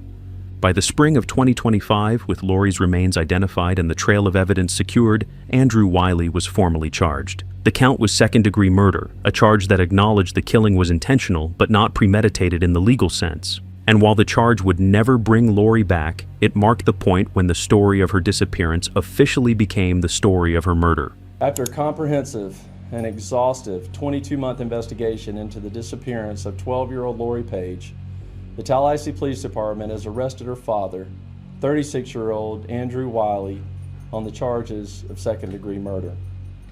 Since Lori's disappearance in June of 2023, detectives have pursued hundreds of leads, conducted interviews across multiple states, examined digital evidence, and searched extensively across North Florida and South Georgia. The case evolved significantly over time, with key developments ultimately leading to Wiley's arrest. The following provides an overview of the timeline of events that we followed. June 3rd, 2023. Lori Page is reporting missing by her father, Andrew Wiley, and at that time, he claimed she left home with her backpack sometime in the night while he was at work. Summer of 2023 to early 2024, detectives pursued hundreds of leads across state lines. Lori is never located, and the story provided by Wiley begins to show inconsistencies. February 2nd, 2024, a phone is seized from Wiley's residence. A forensic analysis uncovers questionable internet searches, including queries about remote areas with bodies of water in Alabama and Georgia. March 2024, as more consistencies in Wiley's statements are identified and new information about his relationship with Lori emerges, detectives shift their focus more heavily towards Wiley. Early 2024, based on digital evidence, detectives begin searching a remote, brush-covered area of Thomas County, Georgia, known locally as the Plantation. Multiple searches are conducted but yield no results. April 5th, 2025, following a prescribed burn that cleared heavy brush in the area, detectives returned to the plantation for another search. This time, they located human remains. The remains are processed by the Florida Department of Law Enforcement, again, like I said, in 4 days, and positively identified as those of Lori Page. This case has deeply impacted our community for nearly 2 years. Lori deserves a safe home and a full life. While today's arrest will never bring her back, it does bring us one step closer to justice. So, on April 11th, 2025, nearly 2 years after Lori Page was first reported missing, Andrew Wiley was arrested. Detectives who had worked the case from the beginning finally placed him in custody, and the community that had been living in limbo now saw the first clear sign that justice might be on the horizon. Then, less than 24 hours later, he appeared before Judge Anthony Miller. The courtroom was quiet as the charges were read, but the judge wasted no time making his position clear. Bond was denied, and Wiley was ordered to remain in custody while awaiting trial. Judge Miller also granted the prosecution's request to bar him from contacting several members of Lori's family, citing the potential for intimidation and conflict. But even within that family, the case was already causing deep divisions. While prosecutors laid out what they believed was overwhelming evidence, Wiley's brother, Antoine, took a different stance. He launched a GoFundMe campaign claiming Andrew was innocent and that the police had targeted the wrong man. The fundraiser sought more than $100,000 to pay for a defense, though the platform eventually removed it because of its policies against funding violent crime defenses. Still, the effort underscored how fractured the family had become. Prosecutors, however, remained confident. They had Lori's blood in Andrew's car carpet, internet searches that matched the disposal site, and phone records that traced his movements into Thomas County on the exact days Lori disappeared. And beyond the forensic evidence, they had a motive that prosecutors argued made sense of the entire timeline: the fear of exposure after asexual ab-star C, the possibility of a pregnancy, and the panic that followed. However, on June 19th, 2025, just weeks after his arrest, Andrew Wiley's case took a sudden and irreversible turn. While being held in the Leon County Detention Facility, he collapsed without warning. Staff rushed him to the medical unit, and for several minutes, officers and medical personnel attempted life-saving measures. Then, on June 20th, he was pronounced dead. The cause, according to the coroner, was a pulmonary embolism, a blood clot that had traveled to his lungs. Officials described it as a natural death, not the result of foul play or violence. We were here for an unrelated story when we saw, literally just past those gates, multiple fire trucks. That was a bit unusual, but there are some 1,000 detainees at any given time. When we asked, though, we learned of a surprising end to a long-running case. Police say Andrew Wiley killed his daughter, Lori Page, and dumped her remains at a plantation in rural Georgia. He'll never face those allegations in court, though, after he died from a pulmonary embolism while at the Leon County Detention Facility, according to a preliminary autopsy report provided by the Leon County Sheriff's Office. However, Andrew's sudden passing meant that the criminal process, which had taken nearly 2 years to build, would never reach its conclusion. There would be no trial, no cross-examination, no chance for a jury to weigh the mountain of digital evidence, forensic results, and prosecutorial arguments. And because the case ended without conviction, the court could not formally declare him guilty. So the file was closed, and the pursuit of justice that had driven investigators, prosecutors, and Lori's community was cut short. For many, it felt like the final chapter had been written too soon, leaving behind more questions than answers and denying Lori's family the closure of a courtroom verdict. In the weeks after Andrew Wiley's death, Tallahassee turned its focus back to Lori Page. Candlelight vigils were held in her honor, and one gathering at the amphitheater stood out. Community members were given candles and small bottles of bubbles, and as Michael Jackson's Human Nature played softly in the background, people lit their candles and released bubbles into the night sky. It was a simple gesture, but it carried weight, a way to remember a girl who had spent her short life searching for stability and love. Murder. As the community grieves this tragic loss, dozens of neighbors gathered at Cascades Park for a bubble-blowing event and candlelight vigil to honor Lori's memory. Margaret Summers, a paraprofessional who worked with Lori's class, says the community remained hopeful as TPD continued the search for Lori. I think that at the beginning she was thought to be a runaway, and I think that initially based on that the ball was dropped. But once TPD picked up the ball, they ran with it, and they ran with that ball all the way to the... Pastor Rudy Ferguson, who had mobilized churches during the earliest days of Lori's disappearance, spoke again to the community. His words were both somber and sharp. The way she was found ought to be in our memories for the rest of our lives. He reminded people that closure was not the same as justice, and that Lori's story demanded vigilance from everyone who called the city home. Murder. As the community grieves this tragic loss, dozens of neighbors gathered at Cascades Park for a bubble-blowing event and candlelight vigil to honor Lori's memory. Margaret Summers, a paraprofessional who worked with Lori's class, says the community remained hopeful as TPD continued the search for Lori. I think that at the beginning she was thought to be a runaway, and I think that initially based on that the ball was dropped. But once TPD picked up the ball, they ran with it, and they ran with that ball all the way to the woods in Georgia. Neighbor Pastor Rudy Ferguson attended tonight's vigil. He says it's a first step towards healing the community. It's also my way of healing as well, because we have been looking for a long time. And even though we got the news that we didn't hope for, we got the answer that started the process of closure. And this was it. This was organized by someone with no connection to Lori without participation from her other family. Ferguson says he, along with a group of pastors and the family, is planning a... So the story of Lori Page closed not with justice in a courtroom, but with candles, bubbles, and reflections. She was a bright, shy, self-sufficient girl who had been failed by the people around her. She deserved safety and stability. Instead, her life ended in neglect, betrayal, and unanswered questions. So what do you think about this case? Let us know your thoughts in the comment section. We really do read every single one. And if you found this story as unsettling as we did, don't forget to like the video and subscribe for more true crime cases told in full detail. Until next time, stay safe.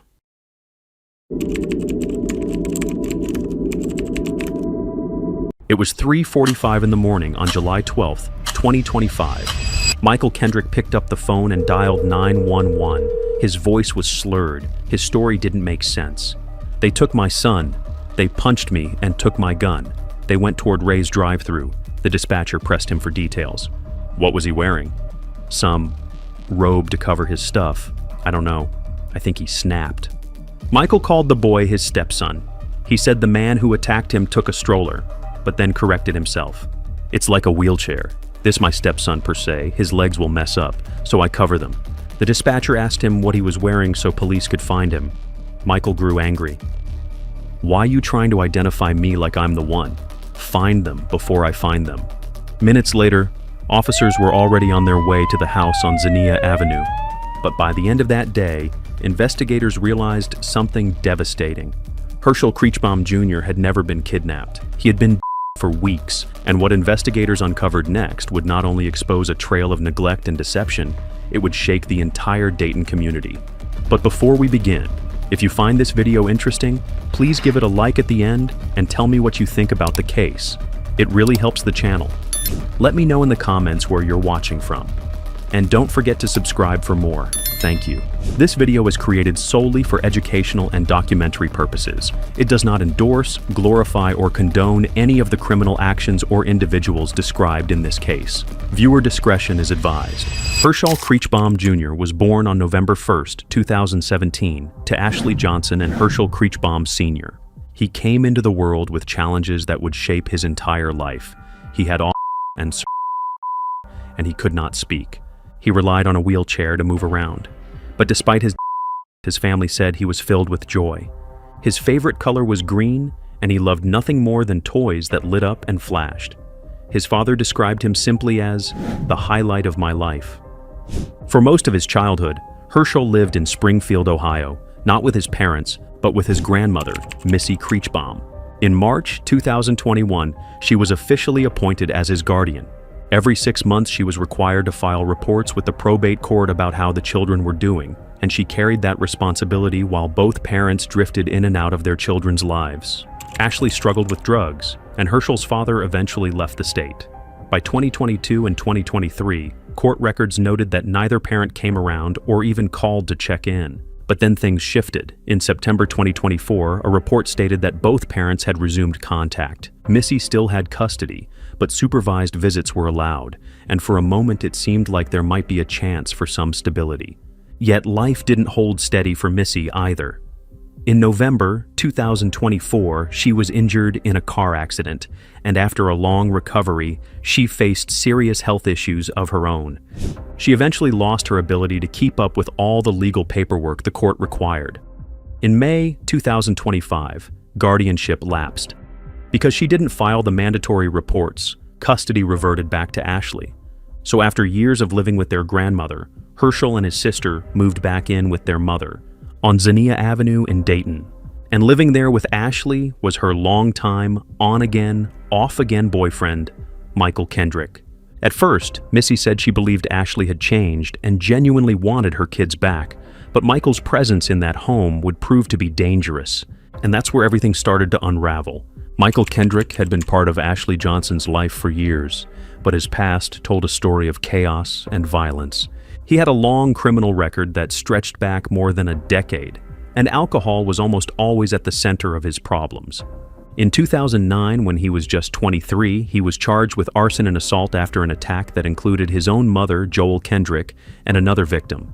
Court records showed he was placed on probation for up to 5 years and ordered to stay away from his mother and the other victim, except for limited holiday contact. But he didn't change. By 2013, he was accused of attacking an 8-year-old girl in Dayton while intoxicated. Witnesses said he was throwing bottles and waving a knife, threatening those around him. And in 2016, he attacked his mother again. That time, he was convicted of family violence, sentenced to 6 months in jail, and banned from seeing her after his release. However, the pattern continued. In 2018, he was convicted of unauthorized use of a motor vehicle. In 2020, he was sentenced to probation on burglary charges and for having weapons under disability. That same year, he was arrested for aggravated trespass at a homeless shelter for women and children in Dayton. And in 2022, another violent case appeared on the record. His sister reported to police that he had been drinking, became aggressive in the car, and struck at least one of the passengers. She said he threatened to kill her when she tried to get help, but when she failed to appear in court, the case collapsed. Each entry on his record pointed to the same cycle: heavy drinking, angry outbursts, violent actions, and legal consequences that never stopped him. It was a dangerous history, and by 2025, he was living with Ashley and her children. So when teachers at Ruskin Elementary saw the signs, they knew something was wrong. In early April, school staff reported that Michael had dropped the children off while severely intoxicated. Herschel was covered in urine, and staff noticed that he seemed neglected. His 11-year-old sister confided that they often went without food at home. The school called CPS multiple times and asked for intervention. On April 3rd, the reports became urgent. Staff told dispatch that Michael was drunk when he dropped off the kids, and Herschel's condition was alarming. Regional dispatch. Why are we doing a road check on them? So their guardian left them in the care of their bio mother, and there's just signs of neglect. The 11-year-old has said that they are often without food. I've called it into CPS multiple times, and they today asked me to do a well check with the police department. But when officers visited the home, the report said everything looked fine. The children had food, the house had power, and nothing further was done. A second call came the very next day, with staff still shaken, saying that Michael again tried to pick up the children while intoxicated.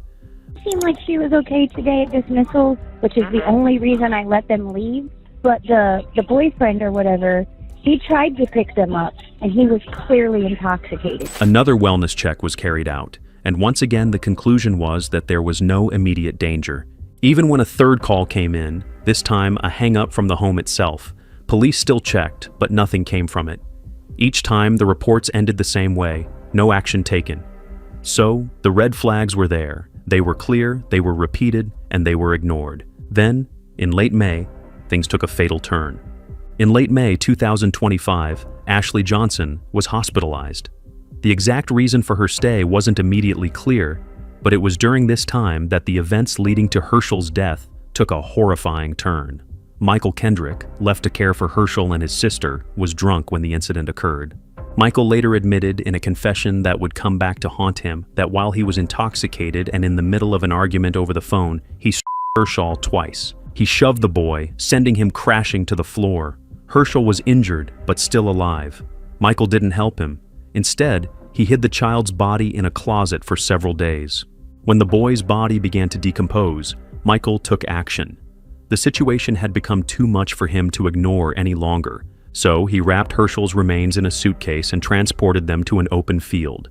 He left the body there for weeks, as if to somehow distance himself from the reality of his actions. But Michael didn't stop there. Weeks later, he returned to the field, retrieved the suitcase, and moved Herschel's remains again. This time, he placed them in black plastic bags, which he dumped near McClure Street Bridge in Dayton. For all the attempts to hide the truth, one thing became undeniable. By July, neighbors in the area still saw Herschel's wheelchair, but they no longer saw Herschel himself. On July 12, 2025, at exactly 3:45 in the morning, Michael Kendrick dialed 911. His voice was slurred, his words were broken under the influence of alcohol, and his story shifted every few sentences. He claimed that he was knocked unconscious and Herschel was kidnapped. Most location emergency. Hello, this is 911. I just had a tattoo, man. He just ran away with my baby and my stroller. What? What happened? I don't know if I'm being weird. What happened? This is a blur. This is a blur. Okay, what happened? There's a person with a tattoo face. He just stole my baby. I normally like try to help him out, like. Where are you? On Xenia Avenue. We're out on Xenia Avenue. I know I'm just seeing him out and about. I just see him struggling. And they took a stroller? It's like a wheelchair. Okay, they took, was it yours? It's my son. He took my son. They took your son? He took my son. Okay, where did he go? He punched me and took my son. They went up going up Xenia. Okay. Now, if y'all won't get him, I'm going to get him. Okay. I promise you. So where did they go on Xenia? They went up top, like he going to Ray's drive-thru.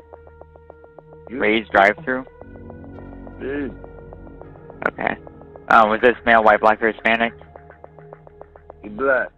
Save him, big fella. What was he wearing? You said what? What was he wearing? Some gay shit. Okay, like what? Yeah, he had a rose to cover his stuff. Oh no, he looking crazy.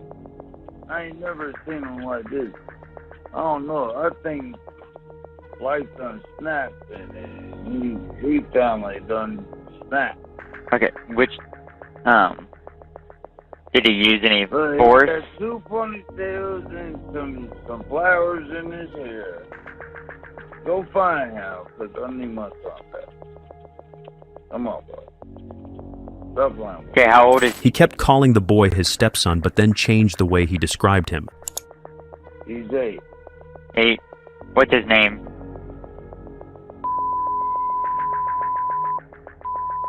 Yeah, I'm about to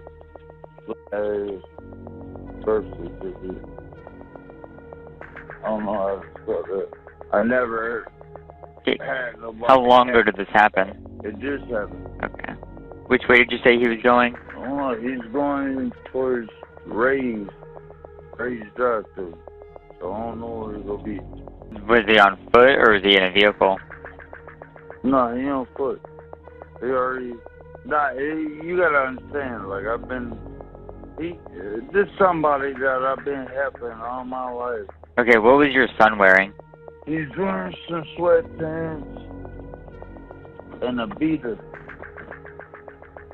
Okay. Cause you gotta cover up his legs because his legs when it's with heat, it messed up his legs. Cause I ain't got no regular son. This my stepson, per se, but his legs will mess up like with heat, and to make him look like he my color. I'm light skinned, but it make him hot. So I put. Okay, what's your first name? Okay. Alright, I got officers en route to you. Are you? Yeah, I'm here. Okay. The dispatcher asked him what he was wearing so officers could identify him when they arrived. Instead of answering calmly, Michael grew defensive. What are you wearing so it'll be easier to find you? I stand outside it, I mean. Okay, yeah, stand outside, but what are you wearing? I said, oh my goodness. That's why I said, Virginia Avenue, I told you that. Yeah, I said, what are you wearing? Like, what clothing are you wearing? What was I wearing? Yes, what are you wearing so officers can find you easier? I'm comfortable. I'm just wearing some shorts. What color shorts? Black. Okay, are you wearing a shirt? No. Okay. Why are you trying to identify me like I'm the motherfucker? Because we need to come talk to you. That's why I hate call the cops. You talk to him. I don't be getting that. Look, you're trying to identify the person that's doing something wrong. I'm not doing nothing wrong. Not this time. Okay, well, we need to talk to you because it's your son. Find them before I find them. Okay, we have an officer on scene. So shut up. Do your job. Do what the I'm calling you for.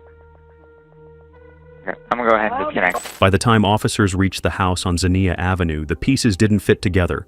Michael's story suggested a violent abduction, but there were no signs of a struggle, no evidence of a kidnapping, and no witnesses to back up his account. The wheelchair was still missing, but there was nothing else to support his claim. So, later that morning at 8 a.m., the Dayton Police Department posted an alert on social media. 7-year-old Herschel Creechbaum was missing. The search intensified, and both Michael and Ashley were brought in for questioning. At first, Ashley told investigators she had seen her son the night before and that he was fine, but her story shifted quickly under pressure. She eventually admitted that Michael had told her weeks earlier that Herschel had died while she was in the hospital. She claimed she thought it was natural causes, that he was playing with his sister when it happened. Michael's version was different. In his interview, he confessed that Herschel had not been kidnapped at all. He admitted the boy had died back in May, after he struck him, shoved him, and then found him unresponsive the following day. He told police that he had hidden the body, moved it several times, and eventually left it near the McClure Street Bridge. By the evening of July 12, 2025, investigators followed Michael Kendrick to the place he said he had abandoned Herschel's remains. The search led them to a patch of brush near the McClure Street Bridge in Dayton. Hidden there were several black plastic bags. Inside those bags were human remains. Close by, officers also recovered Herschel's mobility device. It was the same wheelchair his teachers and neighbors had seen him in so many times before. The image of the wheelchair lying abandoned so close to the discarded bags became a haunting symbol of what had happened. The remains were in poor condition. The coroner's office later reported that decomposition was advanced. What they received was only a partial skeleton with very little soft tissue left. There were fractures present on the bones, but because of the state of the remains, it was unclear whether those injuries happened before death or after. That single detail mattered more than anything else. If the fractures had been caused while Herschel was alive, they could have been evidence of direct violence. But if they happened afterward, when his body was moved and handled, then they could not prove the manner of his death. This uncertainty created a serious challenge for investigators. They knew Michael had confessed to striking Herschel and hiding his body. They knew Ashley had admitted that she was told weeks earlier that her son had died. But in the courtroom, a confession alone was not enough. Forensic science had to confirm the cause of death. And here, the coroner could not give them certainty. Legal experts explained the problem simply. Without a provable cause of death, a murder charge could collapse at trial. A defense attorney could argue that Michael never intended to kill Herschel, or that the child's death had been the result of natural causes. With nothing conclusive from the autopsy, prosecutors risked having homicide charges dismissed outright. So investigators focused on what they could prove. 2 days after the discovery, on July 14th, Dayton Police Chief Cameron Afzal stood before reporters. He described what had happened to Herschel in blunt terms. "The callousness shown in this situation is horrendous and truly evil," he said. His words set the tone for how the community and investigators would view the case moving forward. By then, charges had already been filed. Michael Kendrick faced 3 counts of tampering with evidence and 1 count of gross abuse of a corpse. His bond was set at $2 million. Ashley Johnson, Herschel's mother, was charged with obstruction of justice and with failing to report her son's death. Her bond was set at $250,000. Both were booked into the Montgomery County Jail, and both remained there as the investigation continued. But prosecutors knew this was only the beginning. On July 21st, a Montgomery County grand jury reviewed the evidence and returned indictments against both Michael and Ashley. The charges matched those already announced, but the indictments gave the case a formal path into court. 3 days later, on July 24th, the pair were arraigned. They appeared before the judge, and their original bond amounts were upheld. Neither Michael nor Ashley walked free. Both would remain in custody while the case moved toward trial. However, the defense was not silent. On August 6th, Michael's attorneys filed a motion for no pro access. They argued that the case had generated enormous pre-trial publicity in print, on television, online, and across social media. They claimed that much of the reporting included prejudicial or inadmissible material and that it would make it impossible for Michael to receive a fair trial. So, they asked the court to restrict public access to filings and pleadings in the case. While that legal argument played out, another issue loomed. Despite Michael's confession, no murder charges had been filed. The reason was simple but critical. The coroner had not been able to determine a clear cause of death from Herschel's remains. Without forensic certainty, prosecutors risked watching homicide charges collapse at trial. For now, they relied on the charges they could prove: abuse of a corpse, tampering with evidence, and obstruction. It meant the case was moving forward, but without the one charge many people expected. In the days after the discovery, the city of Dayton came together in grief. At Ruskin Elementary, where Herschel had once been a student, a crowd gathered to remember him. Teachers, classmates, and parents lit candles and stood in silence. Then, only a few blocks away at the McClure Street Bridge, a memorial began to grow. Each day, more flowers, balloons, stuffed animals, and handwritten notes were left at the site where his remains had been found. Family and friends shared their memories in raw, emotional tributes. His aunt, Charisma Creechbaum, described him as a child who brought light into every room. At the school, staff members reflected on the boy who had needed extra help but who had never lacked friends. One paraprofessional remembered him with simple affection. He had friends in every classroom. He was one of the sweetest, brightest children I've ever met. He couldn't talk, but he expressed himself in other ways, and he was loved. And in Columbus, his great-aunt Missy struggled with her own guilt. She had been Herschel's guardian for years and had fought to keep him safe, but her health issues and missed court filings meant custody had slipped back to Ashley. She told reporters she regretted that decision every day and blamed CPS for not stepping in when warning signs were clear. Are gathered here to remember the young life they lost and the Dayton Police Department sharing what they know about the investigation tonight. He is our inspiration for being happy every single day, because whether he was handicapped, he never let anything hold him down. When he was happy, he was bouncing around. He loved his cartoons, his music, his lights, and this is a senseless act that could have been avoided. Herschel Kriechbaum's family sharing stories about the boy they knew and how the community has shown up to remember him in a beautiful way. Seeing all these balloons, all these stuffed animals from people who not only knew him, but people who didn't even know him. And they showed up and showed the love out for this little boy and showed support to the family that we were overwhelmed. Chastity Rollins, Kriechbaum's aunt, vows to speak out against what happened to him and demands justice be served as we learn even more details in this case. Earlier this afternoon, Dayton Police Chief Cameron Afzal provided some new information. We know at about 3:45 the morning of July 12th, a caller at 404 Xenia Avenue reported Herschel Kriechbaum had been kidnapped. As the investigation began, Chief Afzal says detectives determined Kriechbaum had actually not been seen for several weeks. That's when the situation turned into a potential homicide investigation. Investigators were led to the area around US 35 and McClure Street, just a few blocks from the home on Xenia Avenue. This is where Chief Afzal says they found remains believed to be Kriechbaum's. He confirmed that Kriechbaum was not in fact missing, but had been dead for several weeks. When you have a nonverbal autistic kid, somebody helpless who should be taken care of and looked after, the fact that he was deceased for several weeks and we didn't even get the call. That 911 caller was Michael Kendrick. United Rehabilitation Services, a Dayton nonprofit serving children and adults with disabilities, released a statement that echoed what so many were feeling. Children with disabilities are among the most vulnerable in our communities.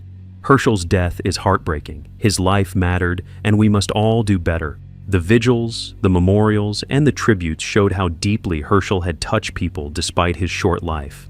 They also revealed a community struggling with anger, grief, and questions that remained unanswered. But while the community grieved, another storm was just around the corner. As the community mourned, attention turned toward the systems that had failed Herschel long before his body was discovered. One of the clearest issues was confusion over jurisdiction. For years, Herschel and his sister had lived in Springfield under the guardianship of their grandmother, Missy Kriechbaum. That meant Clark County's probate court oversaw their care. But when Missy missed a required filing in May 2025, guardianship legally reverted to Ashley Johnson, their mother. Because Ashley lived in Dayton, the responsibility should have shifted to Montgomery County. Yet in the transfer, no clear handoff happened. One county believed the other was responsible, and the gap left two vulnerable children without effective oversight. This bureaucratic confusion had devastating consequences.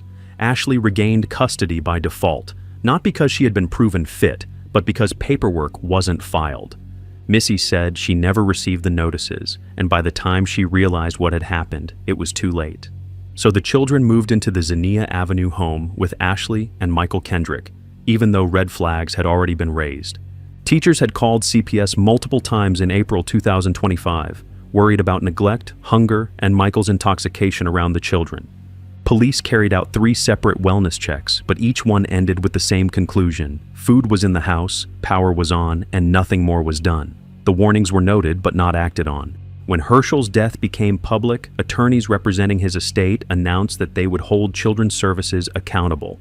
They argued that CPS had failed at every level, first by allowing jurisdiction to slip through the cracks, and then by ignoring repeated reports from educators and police. They described it as a catastrophic failure of the very agencies meant to protect the most vulnerable. The case drew immediate comparisons to another tragedy in Ohio, the death of Dakota Collins, a young boy who also suffered abuse and neglect while under CPS oversight. That case had been described as one of the state's worst failures, and reforms had been promised. Yet less than 5 years later, many of the same mistakes seemed to have repeated themselves. Lawmakers and community advocates began calling for legislative change. They argued that CPS needed clearer jurisdictional rules and stronger safeguards for children with disabilities. They demanded accountability from both Clark and Montgomery County agencies, asking why no one had stepped in when so many opportunities were missed. It was no longer only about Ashley Johnson and Michael Kendrick. It was about a system that saw the signs, documented the warnings, but failed to protect a child who could not protect himself. As the investigation pressed forward in courtrooms and offices, another struggle emerged for the family, laying Herschel to rest. Even that process was marked by confusion and conflict. On July 23rd, his father, Herschel Kriechbaum Sr., posted online asking anyone who wanted to help to contact a Springfield funeral home directly. He gave instructions about how donations should be sent and insisted that arrangements were underway. But only days later, a different family group posted something else entirely. They said the funeral home could not yet take donations because the family had not finalized any plans. The conflicting messages left many in the community unsure about how to help. The confusion did not end there. Another post circulated about the cost of Herschel's headstone, over $7,000 in total, with several hundred required to start the work. Yet at the same time, a local company, Eternity Stoneworks, announced publicly that they would provide a headstone free of charge. The back and forth highlighted the deep fractures within the grieving family and left supporters uncertain about what was real and what was rumor. While the family worked through disagreements, the community focused on honoring Herschel's memory in their own ways. Ruskin Elementary, where he had spent so many days, began planning a permanent tribute. Parent volunteers said the school would install a memorial rock embedded in concrete on campus, a marker that would remain there forever. Alongside it, fundraising efforts supported the creation of a memorial bench to be placed at the school entrance or along the walking path students used each morning. Local businesses stepped in as well. One bakery, Sweet Retreat, donated over $1,000 to make the bench possible. Outside the school, others found their own ways to pay tribute. A group of bikers in Dayton organized a memorial ride. They gathered to honor a boy who loved light-up toys, a boy who had spent his life in a wheelchair but still managed to touch everyone who met him.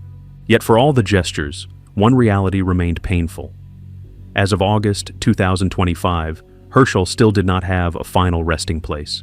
His memorials grew at the school, at the bridge, and online, but his burial had not yet been settled. Even in death, the systems around him were unsettled, delayed, and divided. Also, his mother, Ashley Johnson, and her boyfriend, Michael Kendrick, remain in custody. Michael faces charges of tampering with evidence and gross abuse of a corpse, while Ashley is charged with obstruction of justice and failing to report her son's death. But it's important to remember that these charges are only preliminary. The coroner has not yet established an exact cause of death, and prosecutors have not filed any homicide charges. The case is still moving through the courts, and until proven guilty, both Ashley and Michael are legally presumed innocent. The investigation continues, the community continues to grieve, and for now, Herschel's story stands as both a tragedy and a warning, a reminder of what happens when systems fail and when red flags are ignored. So, what do you think about this case? We'd love to hear your perspective. Share your thoughts in the comments because every voice matters here, and I can assure you that we read every single one of them. And who knows, your comment might help someone else reflect on the hidden realities of these cases. If you found this story important, don't forget to like the video and subscribe for more deep dives into cases like this one. Until next time, cheers and stay safe. It's one of the most infamous murder cases in Valley history. A story that sparks some dark memories with the mention of just one name, Wesson. On the afternoon of March 12, 2004, Fresno police officers were dispatched to a modest home at 761 West Hammond Avenue. The call described nothing more than a custody dispute, the kind of domestic matter they expected to settle quickly. When they arrived, they found family members in the yard, shouting for their children to be released. The tension was heavy, the voices urgent, but still it seemed like something that could be resolved with calm words and patience. Then the shouting stopped. A silence fell over the street. Neighbors who had gathered outside remember hearing what they believed were sharp cracks echoing from inside the house. Moments later, the front door opened. Standing there was Marcus Wesson. His clothes were marked with His face was calm, almost detached, as if he had just finished an ordinary task. Without resistance, he stepped forward and allowed officers to place him in handcuffs. But what they discovered when they entered that back bedroom was unlike anything Fresno had ever seen. 9 lives were gone, stacked in a room that also contained coffins. The youngest was just a baby, the oldest was 25. Every single victim was connected to Marcus Wesson by blood. And while the police secured the scene, one truth became immediately clear. This was not just a tragedy born of sudden violence. It was the devastating climax of years of control, indoctrination, and secrets hidden within a single family. It was the worst mass killing Fresno had ever seen, but the story of how this family got here is even more disturbing. But before we begin, if you find this video interesting, please give it a like at the end and tell me what you think about the case. It really helps the channel. Let me know in the comments where you're watching from. And don't forget to subscribe for more. Thank you. This video is created solely for educational and documentary purposes. It does not endorse, glorify, or condone any of the criminal actions or individuals described in this case. Viewer discretion is advised. Marcus DeLon Wesson was born on August 22, 1946 in Kansas City, Missouri. He was the first surviving child of Benjamin and Carrie Wesson, a couple already marked by hardship. His mother was deeply religious, raising her children in the Seventh-day Adventist Church, and his father was the opposite, an alcoholic with a violent temper who eventually abandoned the family altogether. So from the beginning, Marcus grew up caught between strict religious discipline on one side and the chaos of and neglect on the other side. Carrie demanded modesty and restraint from her children.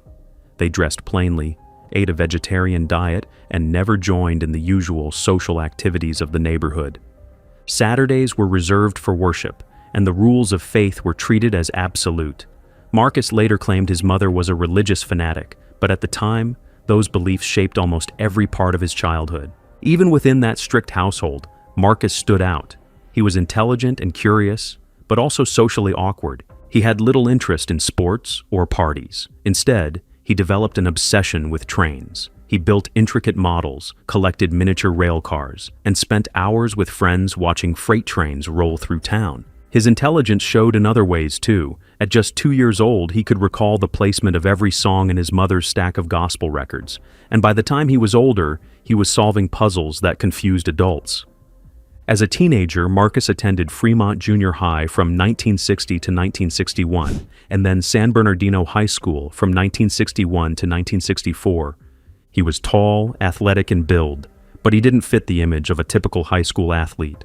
While his classmates wore jeans and t-shirts, Marcus often dressed in slacks, a white shirt, and a tie. He kept his hair cropped short and carried himself in a way that made him seem more like a teacher's assistant than a student. And while school dances and proms were popular with his peers, Marcus stayed away. His religion strictly forbade them. Still, there were flashes of his ability. He sang in the school choir, built go-karts without instruction, and once even impressed a Stanford engineering professor who asked where he had trained. Marcus answered simply that he hadn't. He believed his talent was a gift from God.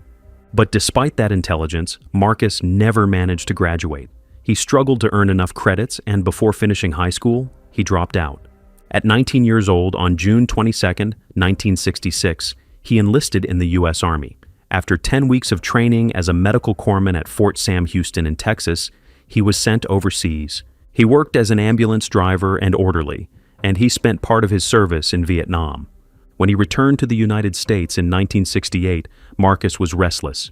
He had no steady career, no long-term plans, and no real direction. He drifted, picking up small jobs, leaning on others for support, and slowly beginning to construct the beliefs and behaviors that would one day define his life and his family. After leaving the Army, Marcus returned to California with no steady job and little direction. By the late 1960s, he had moved into the home of Rosemary Solorio, a divorced mother of 8 in San Jose. Rosemary had just come out of an abusive relationship, and at first, Marcus appeared to her as a kind and helpful presence. He looked after the children, ran errands, and played the role of a supportive partner. But within the household, his attention quickly turned to someone else, Rosemary's young daughter, Elizabeth. Elizabeth was only a child when Marcus began to draw her closer. Neighbors noticed how unusually attached he seemed to her, and family members later remembered the way he made it clear that she was special to him. By 1971, Elizabeth was only 12 years old when she gave birth to Marcus's son. What became of that child remains uncertain, with some family members saying the baby may have died and others believing he was given up for adoption. 3 years later, in 1974, Marcus made their relationship official in the eyes of the law.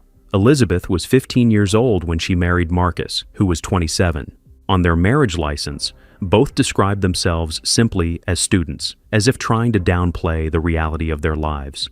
And in private, Marcus told Elizabeth something that she would never forget. "You belong to me." "The Lord knew you were destined to be my wife." That statement would set the tone for their relationship. Absolute control disguised as divine destiny. The couple moved to Santa Clara County, and only 4 months after the wedding, Elizabeth gave birth to their first son, Dorian. Over the next decade, children kept arriving. By the end of the 1970s, they had 4: Dorian, Adrian, Kiani, and Sabrina. Through the 1980s, the family grew even larger, with more children born: Marcus Jr., Elizabeth, Serafino, and Gypsy. One of their babies, Donovan, died in infancy from meningitis, a tragedy that did nothing to slow the pace of births in the household. And while raising this large family, Marcus's influence extended even further. Elizabeth's younger sister struggled with drugs and eventually left her 7 children in Marcus and Elizabeth's care. He accepted them into his home without hesitation, but not out of pure generosity. He saw them as part of the family he was building, a household where he alone would dictate the rules. By the early 1980s, the Wesson household was crowded, improvised, and unstable. They lived in unusual places, sometimes in a converted school bus, sometimes on a sailboat anchored at Moss Landing, and sometimes in rundown homes that barely had enough space for everyone. Marcus rarely held a steady job, and the family survived mostly on welfare and on the labor of his older children, who were required to hand over their wages to him. But even in those difficult living conditions, Marcus made sure everyone knew who held the authority. He was not just the father or the husband. He was the leader, the one they were told was chosen by God. And as the years went on, his control over Elizabeth, her nieces, and his children grew tighter, setting the stage for what would eventually become one of the most disturbing family tragedies in California's history. In 1989, he was convicted of perjury and welfare fraud after authorities discovered he had collected more than $20,000 in overpayments while owning property he had concealed. He served jail time, received probation, and was ordered to pay fines. But the conviction did little to alter his lifestyle. If anything, it deepened his belief that the government was conspiring against him. Inside the family, Marcus established his own system of education and authority. He withdrew the children from public school and began homeschooling them with a curriculum that revolved almost entirely around his handwritten Bible. In it, he taught that he himself was God, that Jesus was a vampire, and that all police officers were agents of Satan. He told his daughters and nieces they were chosen to be his future wives, and he insisted that the family treat him with titles like Master or Lord. Daily life under his control was a mixture of contradictions. At times, the children remembered moments of play, beauty contests, family skits, even holiday traditions like celebrating the 12 days of Christmas, where each day carried its own food theme: gingerbread day, spaghetti day, or even a day where Marcus himself cooked. There were bike rides, improvised concerts, and nights when Marcus tossed handfuls of coins into the living room so the children could scramble to collect them. But beneath those fleeting moments of joy was a structure built on absolute obedience. Marcus maintained control through discipline with a duct tape switch, striking the children while reminding them that it was done out of love. He strictly separated the boys from the girls, so siblings hardly knew one another as they grew up. He allowed almost no independence and reminded his family constantly that their lives were tied to his authority. In conversations, Marcus often warned the children of outsiders. He would say, "If CPS comes, you must be ready to unalive yourselves." He taught them that intervention from authorities was not rescue, but persecution. And to his closest followers, he repeated a message that explained why he continued to expand the family through children. We must preserve God's children. We must have more children for the Lord. So while the outside world might have seen an eccentric father with a crowded household, inside, Marcus was building a belief system where loyalty to him came before everything else, before school, before friendships, even before survival. And in that system, he made sure his children believed their very existence had only one purpose: to serve his vision of God's plan. By the mid-1980s, Elizabeth Wesson had been almost entirely sidelined from raising her children. Marcus no longer allowed her to play a central role as a mother, and instead positioned himself as the sole authority over every part of the household. While Elizabeth remained present, her influence faded into the background as Marcus increasingly directed his attention toward the younger girls in the family. At first, he focused on his nieces, Ruby, Rosie, and Sophina, who had been sent to live with the family under the belief that they would be cared for in a safer environment. But over time, Marcus began to carry out what he called marriage ceremonies with them inside the home. These ceremonies were private, performed without witnesses from the outside world, and were framed by Marcus as sacred commitments ordained by God. Later, he extended the same treatment to his own daughters. When pregnancies began to appear, Marcus insisted on a cover story.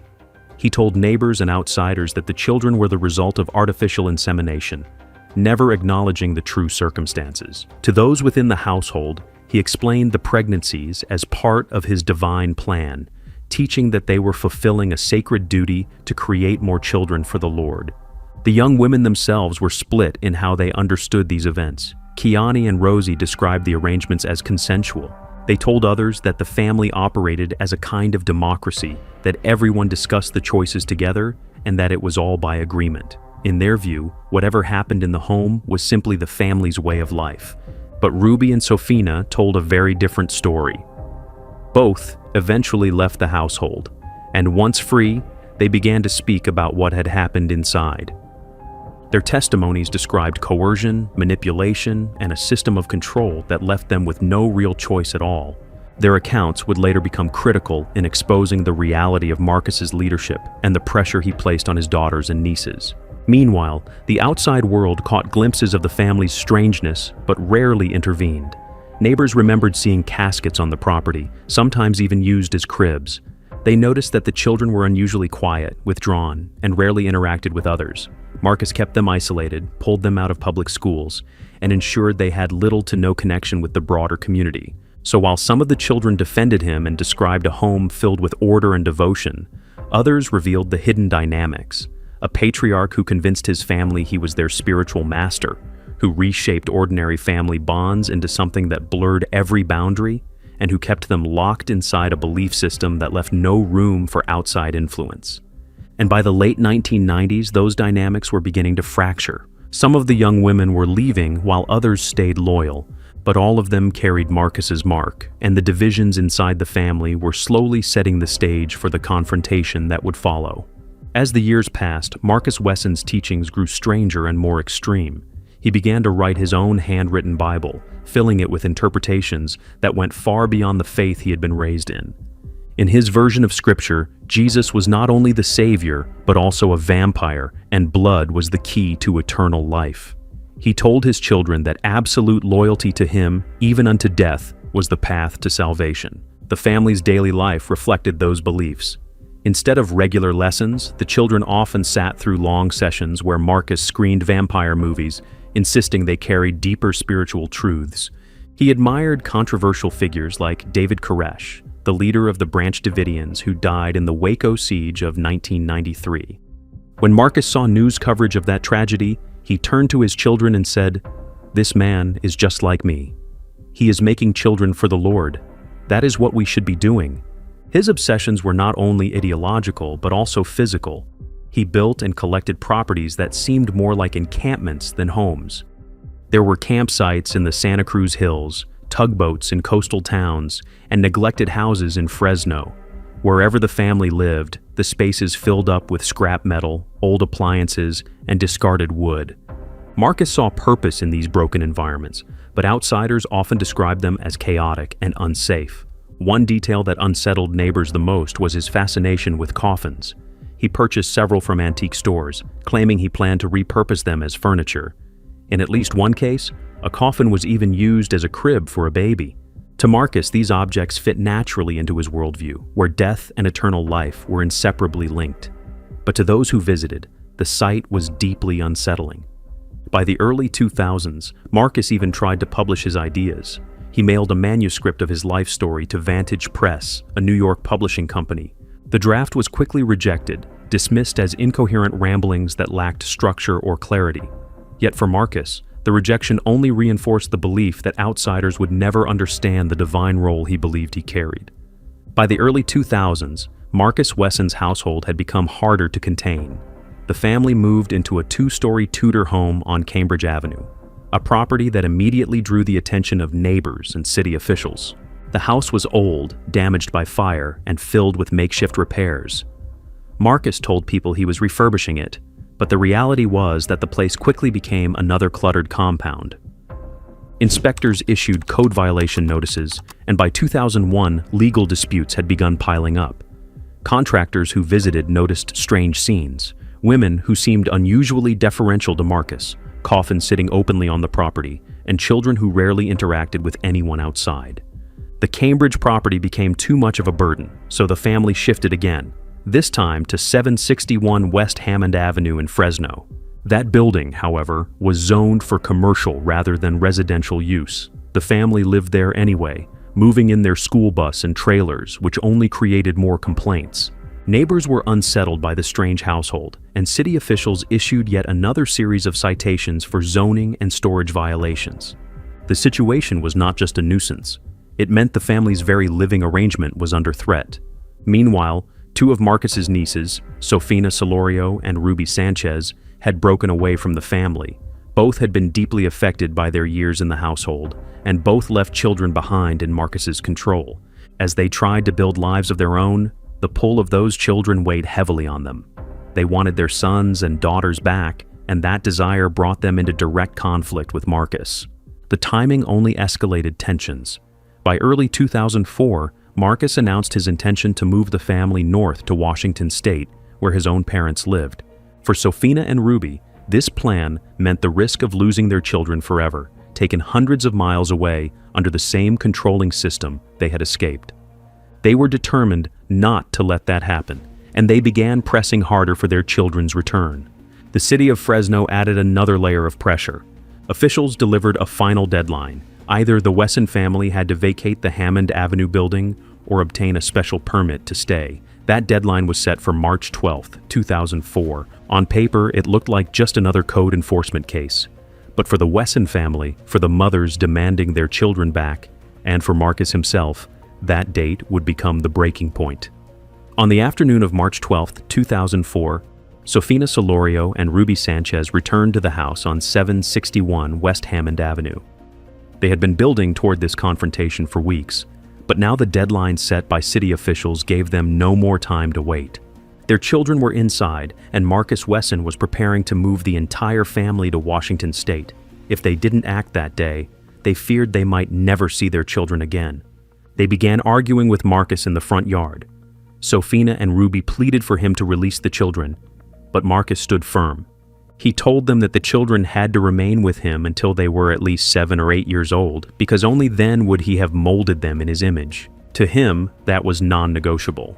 The shouting escalated, and emotions turned raw. Those still loyal to Marcus joined in the confrontation. From the doorway and yard came accusations. "Judas!" one of the daughters yelled at Sofina, branding her a traitor for leaving. Another voice turned toward Ruby, spitting out "adulterer," as if her decision to leave the household had violated not just Marcus, but God himself. What began as a demand for children had erupted into a spiritual battlefield in the eyes of Marcus's followers. Neighbors, alarmed by the noise, called for help. At 2:20 p.m., Fresno police officers arrived. On paper, it was just another custody dispute. Officers approached the front of the house, trying to defuse what they thought was a family quarrel. Marcus came to the door, but instead of negotiating, he shut it firmly and locked it. That single action drew an invisible line between the officers outside and whatever was happening inside. What followed was confusion. Some witnesses claimed they heard a series of gunshots shortly after the door closed. Police on the scene, however, later testified they heard nothing at the time. That discrepancy would linger as one of the many haunting details of the case. For nearly 80 minutes, officers maintained their positions outside, treating the situation as a tense but non-violent standoff. Then, without warning, Marcus Wesson emerged. His clothes were stained, his demeanor eerily calm, and he said nothing as officers moved in to take him into custody. When police entered the house, they walked into a scene that defied comprehension. In a back bedroom, they found 9 family members dead, their bodies stacked together in a room already filled with coffins. Each had been killed with a single shot. The murder weapon, a .22 caliber Ruger pistol, lay near the body of Marcus's oldest daughter, Sabrina, who was among the victims. What the officers had assumed was a custody dispute had ended as the worst mass killing in Fresno's history. And even then, the question remained: who had pulled the trigger, and why had the family allowed it to happen? From the moment Marcus Wesson was arrested, investigators struggled to unravel what had really happened inside that house. The crime scene itself seemed to present two conflicting stories. On one hand, the weapon had been found next to Sabrina Wesson, his 25-year-old daughter. Her DNA was on the .22 Ruger pistol, and gunshot residue was absent from Marcus's own hands. That suggested she may have fired the fatal shots. But then, the coroner's findings told a different story. The sequence of the deaths, the positions of the bodies, and the manner in which they were arranged pointed away from the idea of a spontaneous act or even a single person's decision. It looked deliberate, controlled, and carried out under a system Marcus had enforced for years. The medical examiner said the pattern simply did not match a clean suicide pact. Marcus himself leaned on the uncertainty. He told his attorneys that Sabrina had been the one to carry out the killings before taking her own life. It was, in his words, the tragic fulfillment of what his children had been prepared to do if ever faced with losing one another. And his defense team, led by Peter Jones and Ralph Torres, echoed that claim in court. They did not dispute the deaths, but they argued that Marcus had not been the one who pulled the trigger. The prosecution, however, looked at the case differently. Chief Deputy District Attorney Lisa Gamoyan reminded the jury that Marcus had spent years shaping his household into something far from ordinary. She said, "In this family, he was Christ. He decided life and death to her. It didn't matter whether Marcus fired the weapon or not. What mattered was that every decision, every doctrine, every command had come from him." So the trial hinged not on a single trigger pull, but on the broader question of control. Could a man be held responsible for killings he may not have physically carried out if the entire system that enabled them had been his creation? The jury weighed that question for weeks, listening to survivors, neighbors, and experts. In June 2005, their verdict was clear. They declined to say Marcus himself had fired the shots, but they found him guilty of orchestrating the deaths and of the years of abuse that had led to that final day. He was convicted on 9 counts of first-degree murder and 14 counts of estual crimes involving his daughters and nieces. On June 27, 2005, Marcus Wesson was sentenced to death. He was transferred to San Quentin, where he remains to this day, his case one of the most disturbing examples of control and collapse ever seen in California. In the years that followed, the physical reminders of the tragedy slowly disappeared, but the emotional scars never left Fresno. In 2006, the house on West Hammond Avenue was torn down. Officials and neighbors agreed it could not remain standing, because every glance at the property brought back unbearable memories. The lot has stayed vacant ever since, a silent marker of what happened there. The 9 victims were cremated, and their ashes were entrusted to family members who struggled to hold on to what little sense of closure they could find. Yet even among survivors, there was no unity. Some of the children remained loyal to Marcus, insisting that he had been misunderstood. Others condemned him, testifying to the years of abuse and the control he held over their lives. Former police chief, now Mayor Jerry Dyer, spoke plainly years later. He said Marcus Wesson was evil. He deserved the death penalty. For him, the anger had never faded, and seeing Marcus still alive in prison remained a point of frustration. Elizabeth, who had once been silenced and sidelined, finally divorced Marcus. She called it a symbolic act, a step toward reclaiming her own life after decades of control. The case continued to haunt the broader public. Documentaries like Family Secrets revisited the story, interviewing survivors and showing how deeply the trauma had shaped their futures. Meanwhile, California's political landscape shifted. In 2019, Governor Gavin Newsom placed a moratorium on executions and later dismantled death row. That meant Marcus Wesson, now 79 years old, would likely live out his life in prison rather than face the sentence handed down in 2005. For Fresno, though, the verdict had never been enough to erase the pain. The case remains the worst mass murder in the city's history, and even 2 decades later, it still stands as a chilling reminder of how secrecy, isolation, and control can end in devastation. So what do you think about this case? And what do you believe could be done to prevent tragedies like this from happening again? Share your thoughts with us in the comments. We read every single one of them. And if you found this story insightful, don't forget to like the video and subscribe for more true crime stories. Stay safe, and we'll see you in the next one. Cheers. You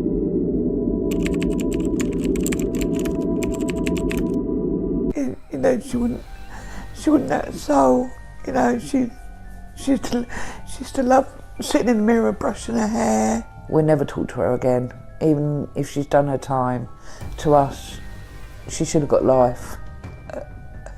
Life for a life, you know. On the evening of August 29th, 2019, a call came through to emergency services in Blackpool.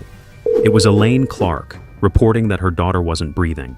Her voice gave little away, but she refused the operator's requests to check for signs of life.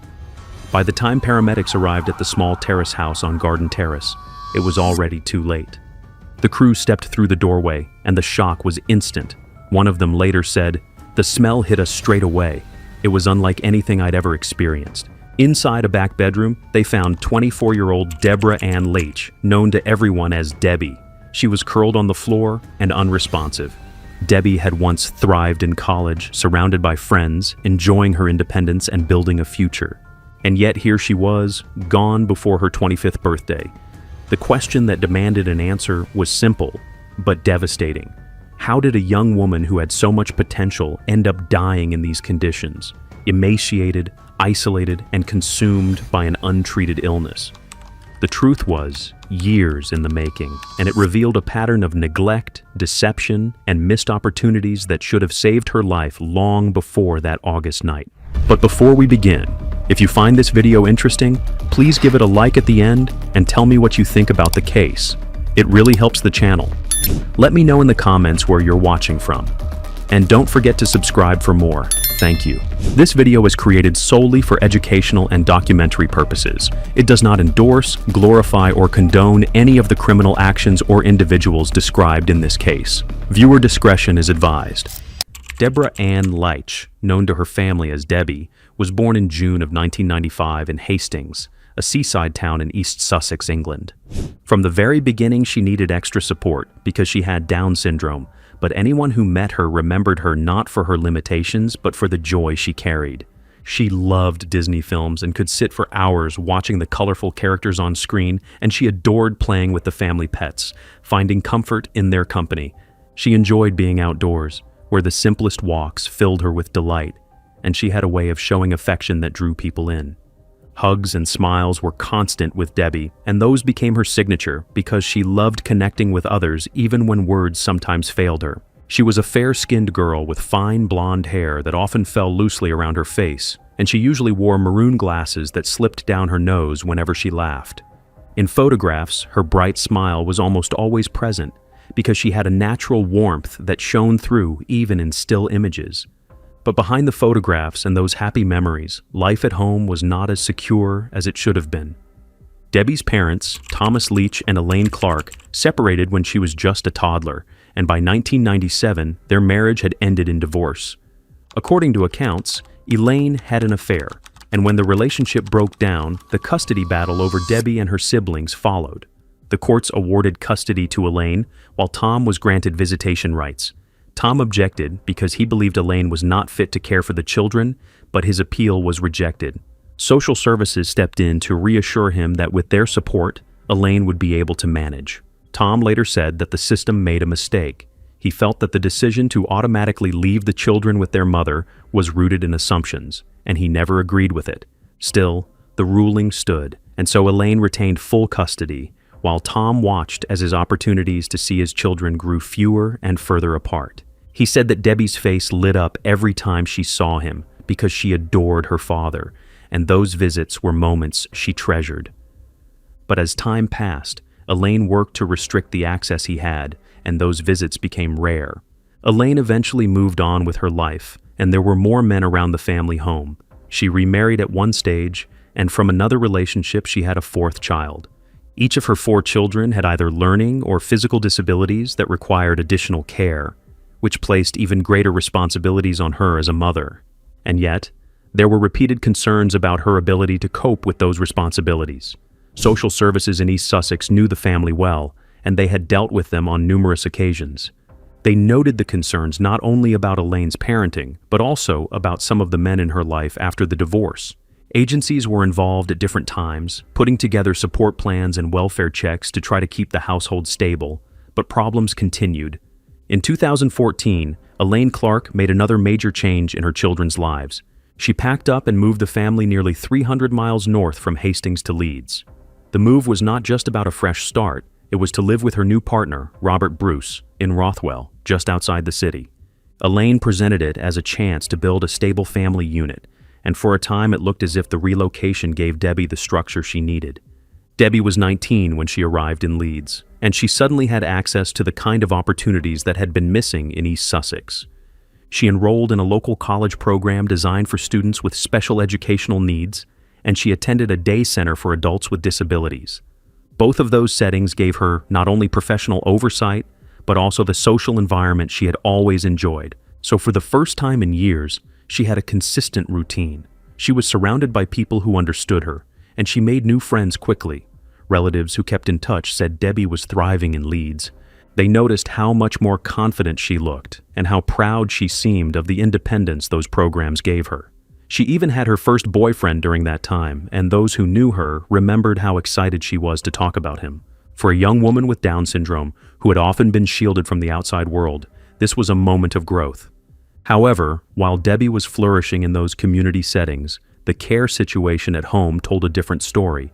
Elaine was the official carer and received around £215 a week in state benefits to look after Debbie. On paper, that allowance was meant to support Debbie's needs and cover the costs of care, but family members later suggested that Elaine often put her own wants first. They described her as lazy and selfish, saying she spent more energy on herself than on her children. So while the external supports in Leeds gave Debbie the oversight she needed, the family environment had not really changed. Elaine still controlled the household, and Tom remained at a distance in Hastings, frustrated by the way his contact was restricted. He knew his daughter was doing better in college and at the day center, but he also suspected that Elaine's priorities hadn't shifted.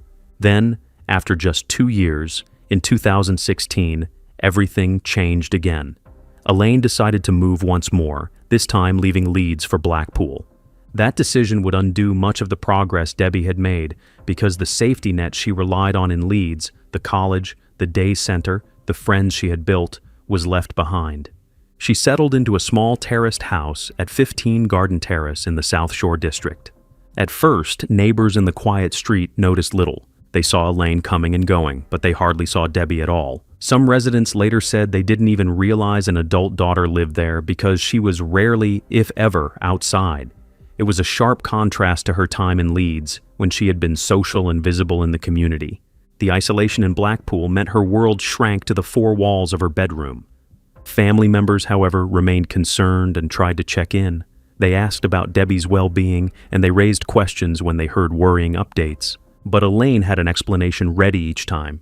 She told relatives that Debbie had skin problems, or that she was prone to rashes, or that she simply didn't like going out anymore. The excuses were varied, but the message was always the same. There was no cause for alarm. But as the months went by, those excuses began to sound less convincing, and relatives started to notice changes whenever they managed to see Debbie. She looked thinner, her skin showed irritation, and she no longer had the same energy she had displayed in Leeds. So while Elaine continued to insist that Debbie was fine, the reality was already shifting. By the summer of 2019, Debbie's condition had deteriorated so severely that even those who had once accepted Elaine's reassurances could no longer look the other way. On July 26th, Elaine's niece, Sammy Muggeridge, decided to visit unannounced. She had grown increasingly worried by what she was hearing within the family, and she wanted to see for herself how Debbie was being cared for. When she stepped into the house on Garden Terrace, she headed towards Debbie's room, and what she found would stay with her forever. Debbie was lying on a filthy mattress placed directly on the floor of a dark and suffocating room. The stench was overwhelming, and Sammy later said, "It smelled like death." The room was littered with piles of dirty nappies and moldy takeaway containers, half-eaten meals left to rot, and the air was thick with the smell of decay. Debbie herself looked nothing like the young woman Sammy remembered. She was painfully thin, her skin covered in red patches and scabs, and her once long hair had been cut away unevenly, leaving her scalp raw from infection. As Sammy stood there, Debbie turned her head weakly and called out, "Mommy, Mommy." Her voice was frail and almost childlike, a desperate cry that revealed the extent of her suffering. Sammy was horrified. She confronted Elaine directly and told her, "If you don't get her help, She won't survive. The warning could not have been clearer, but Elaine reacted with annoyance rather than urgency, dismissing the criticism as if it were an inconvenience. That same day, however, Elaine took limited action. Perhaps because she feared that Sammy would follow through on her threat, she contacted the local general practitioner, GP, at Whitegate Health Center and requested an emergency home visit. And Sammy, determined not to leave it at that, also contacted Blackpool Social Services to raise an urgent safeguarding concern. When the GP arrived later on July 26th, Elaine scrambled to disguise the reality. She put Debbie in the shower and attempted to clean her, but the process caused immense pain.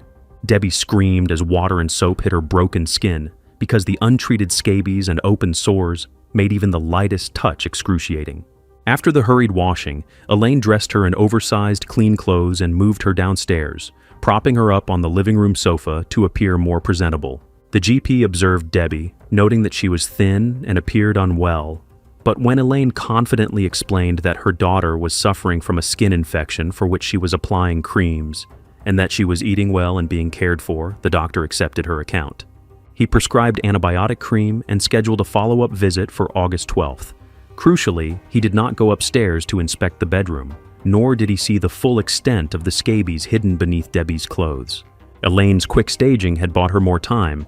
However, Debbie was with Norwegian scabies, which is very different from the ordinary tick bite most people are familiar with. A normal tick latches onto the skin, feeds, and can be removed, often leaving irritation behind. But scabies is caused by microscopic mites that burrow under the skin and multiply rapidly. And in Norwegian scabies, the infestation becomes extreme, with thousands of mites spreading across the body. The result is thick crusts, constant itching, and painful open sores. In Debbie's case, the infection had reached her scalp, her arms, and her legs, leaving her in constant discomfort. But social services were also on alert. On July 29th, they arrived at Garden Terrace for a welfare visit, but they were denied entry by a relative who blocked their way. They tried again the very next day, on July 30th, but once again they were prevented from seeing Debbie. When they returned on August 1st, Elaine was ready for them. She had cleaned and aired out Debbie's bedroom, and she brought her daughter downstairs, freshly dressed, to meet the social workers.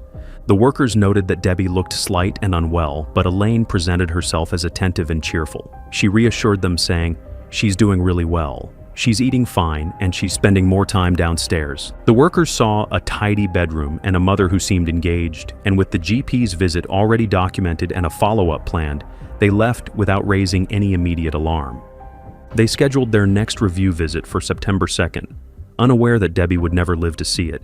In the weeks that followed, with the pressure of official visits temporarily lifted, the reality inside 15 Garden Terrace returned to what Sammy had seen. Debbie continued to deteriorate. Neighbors on the quiet street reported hearing disturbing sounds at night. One recalled hearing a woman's voice, weak and pleading, calling out, "Mommy, Mommy," in the early hours during the last week of August. Another relative who visited around that time later described seeing Debbie as nothing more than skin and bone, lying helplessly on the floor of her room. So even as doctors had scheduled follow-ups and social services had visits marked in their calendars, Debbie's decline accelerated. The night of August 29, 2019, at around 10:40 p.m., a call was placed to emergency services from 15 Garden Terrace. Elaine Clark told the operator that her daughter wasn't breathing. The dispatcher asked her to check for signs of life to see if Debbie was responsive, but Elaine refused. She would not attempt CPR, she would not follow instructions to assess her daughter, and she offered no sense of urgency beyond those few words: "She's not breathing." So when paramedics arrived at the house in South Shore, they already feared the worst, but nothing could have prepared them for what they found. As soon as they stepped inside, the smell hit them. One of the crew, John Wilkinson, later recalled, "The smell hit us straight away. It was unlike anything I'd ever experienced. The air was thick with the foul stench of waste and decomposition, and the scene they were about to witness would be burned into their memories." Debbie was discovered on the bedroom floor, curled into an unnatural position. It was immediately clear to the responders that she had been dead for some time. Medical evidence later confirmed she had likely passed away at least 36 hours earlier, meaning that Elaine had continued living in the house with her daughter's body for more than a day before making that call. Paramedics tried to approach her as they would any emergency, but within seconds they realized there was nothing to be done.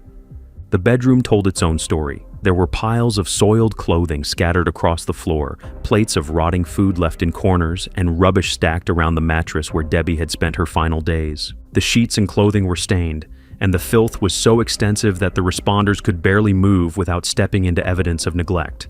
John Wilkinson later said that as he tried to move Debbie, he saw a live maggot near her body.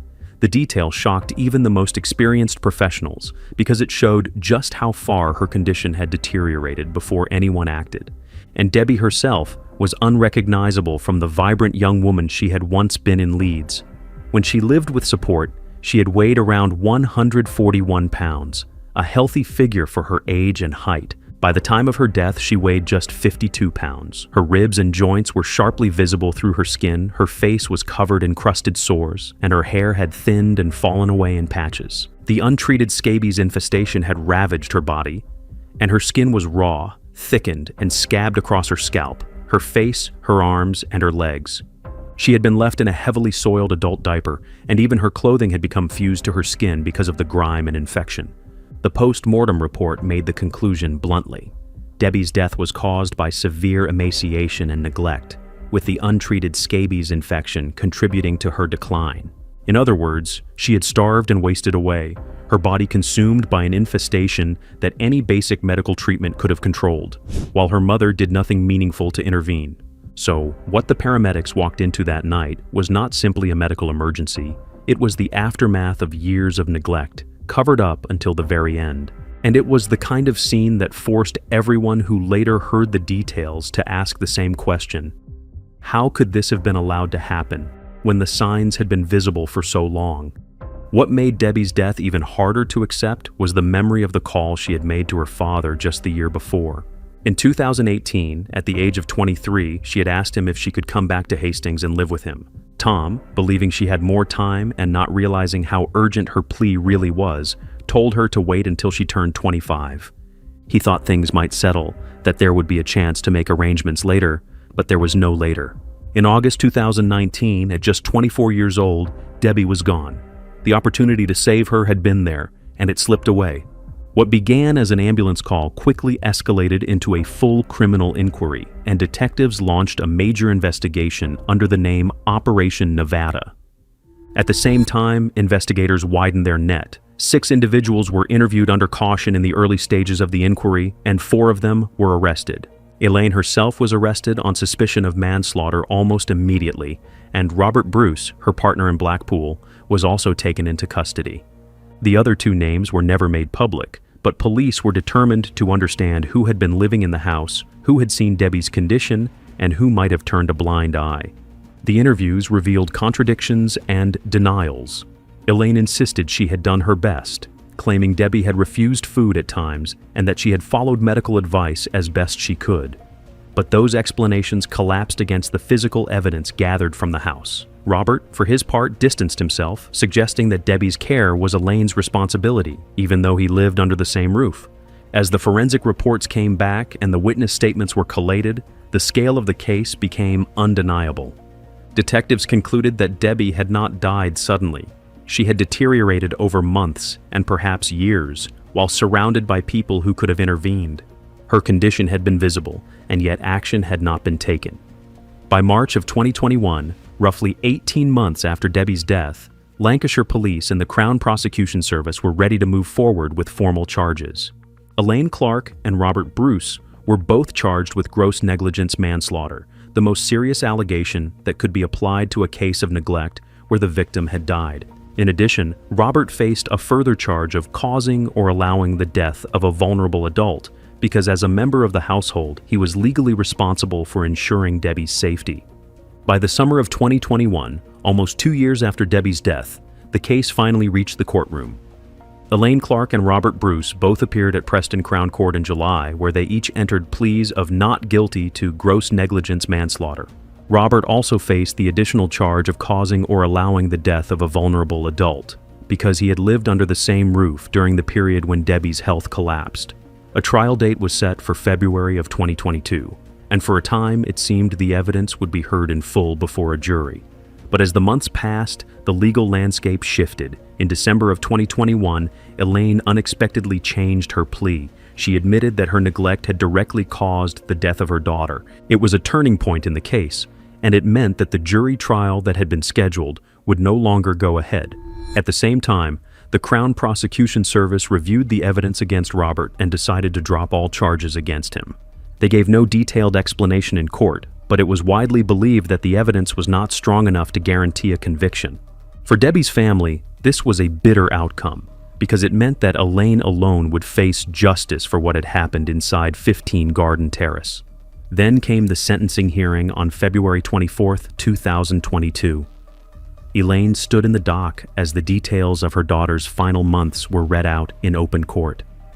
The photographs of Debbie's emaciated body, the testimony of relatives who had raised alarms, and the accounts of paramedics and social workers were all laid bare. Judge Amanda Yip addressed Elaine directly, describing in stark terms the consequences of her neglect. You abandoned her to die alone, in pain, without nourishment, in the most awful surroundings. Throughout the hearing, Elaine showed little emotion. Observers noted that she did not cry, did not offer a meaningful apology, and barely acknowledged the descriptions of the suffering her daughter endured. Her silence stood in sharp contrast to the raw grief of Debbie's father, Tom, who had traveled from Hastings to hear the outcome. As the judge spoke, Tom broke down in tears. Later, he told reporters, "Life for a life. Even if she's done her time, she should have got life." His words captured the frustration and heartbreak of a parent who believed no sentence could truly reflect the value of his daughter's life. When the verdict was handed down, Elaine was sentenced to 9 years and 7 months in prison. Under UK law, she would be required to serve at least 2/3 of that time before being eligible for parole, meaning that with time already served, she could be released as early as 2028. For many observers, and especially for Debbie's family, the sentence felt far too lenient for the scale of neglect that had been uncovered. So the case was referred to the Attorney General's office under the unduly lenient sentence scheme, a process that allows for sentences considered too low to be reviewed by the Court of Appeal. But after review, the court ruled that the sentence fell within the acceptable range for manslaughter by gross negligence. Elaine's prison term was not increased. For Tom, who had fought for years to be more involved in his daughter's life and who had pleaded with social services decades earlier not to leave her in Elaine's care, the courtroom outcome was devastating. He left with the sense that Debbie had been failed in life and then failed again in death because the justice system could not deliver the punishment he believed matched her suffering. After Debbie's body was released from the coroner, she was cremated. What should have been a private moment of peace for her family became yet another battle. Tom fought to be given part of his daughter's ashes because Elaine initially resisted. In the end, he received half, and he chose to bury them beside his father, Debbie's grandfather, in Hastings. It was a small comfort for a man who had spent years trying to protect his daughter, but who had been kept at a distance until the very end. In August of 2020, 1 year after her death, people who had followed Debbie's story online organized a candlelight vigil. They called it a wave of light. At an agreed time, dozens lit candles in her memory and posted photographs with messages like, "For Debbie, may you rest in peace." It was a simple act, but it showed that even strangers recognized the injustice of what had happened. Then, in 2023, an independent safeguarding review was published by the Blackpool Safeguarding Adults Board. In the report, Debbie was referred to under the pseudonym Jessica, but the findings were blunt. The review concluded that her death had been avoidable and that there had been too many missed opportunities across agencies. Social workers, carers, and medical professionals had all accepted Elaine's explanations without pushing harder, and the systems meant to protect vulnerable adults had failed. The review highlighted how easily adults with disabilities could fall through the cracks when oversight was inconsistent. The inquest into Debbie's death opened in 2024. Its purpose was to examine the circumstances leading up to her final months and to deliver a legal conclusion on the cause of death. But even here, there was another cruel twist. Tom, who had fought tirelessly for answers and had attended every hearing up until then, passed away in May of that year before the inquest could reach its conclusion. His absence was deeply felt because he had been the loudest voice demanding justice for Debbie. Elaine, for her part, refused to participate in the inquest at all, despite being invited through the prison system. When the verdict was finally handed down, the coroner ruled that Debbie had been unlawfully killed. It was an acknowledgement of what had been plain to those who had seen the evidence, but without her father present to hear it, the decision felt hollow. Advocacy groups, including the Down Syndrome Association, spoke publicly about the case. They said the sentence Elaine received was far too light and argued that Debbie's death highlighted the wider failure to protect disabled adults in the UK. So even years later, her story was not just about one mother's neglect. It became a warning about the gaps in a system that left vulnerable adults unprotected, even when danger was right in front of them. So what do you think about this case? What do you believe could have been done differently to prevent tragedies like this? Let us know your thoughts in the comments. We read every single one. And if you found this story important, don't forget to like the video and subscribe for more true crime stories told in full detail. See you in the next one. Cheers.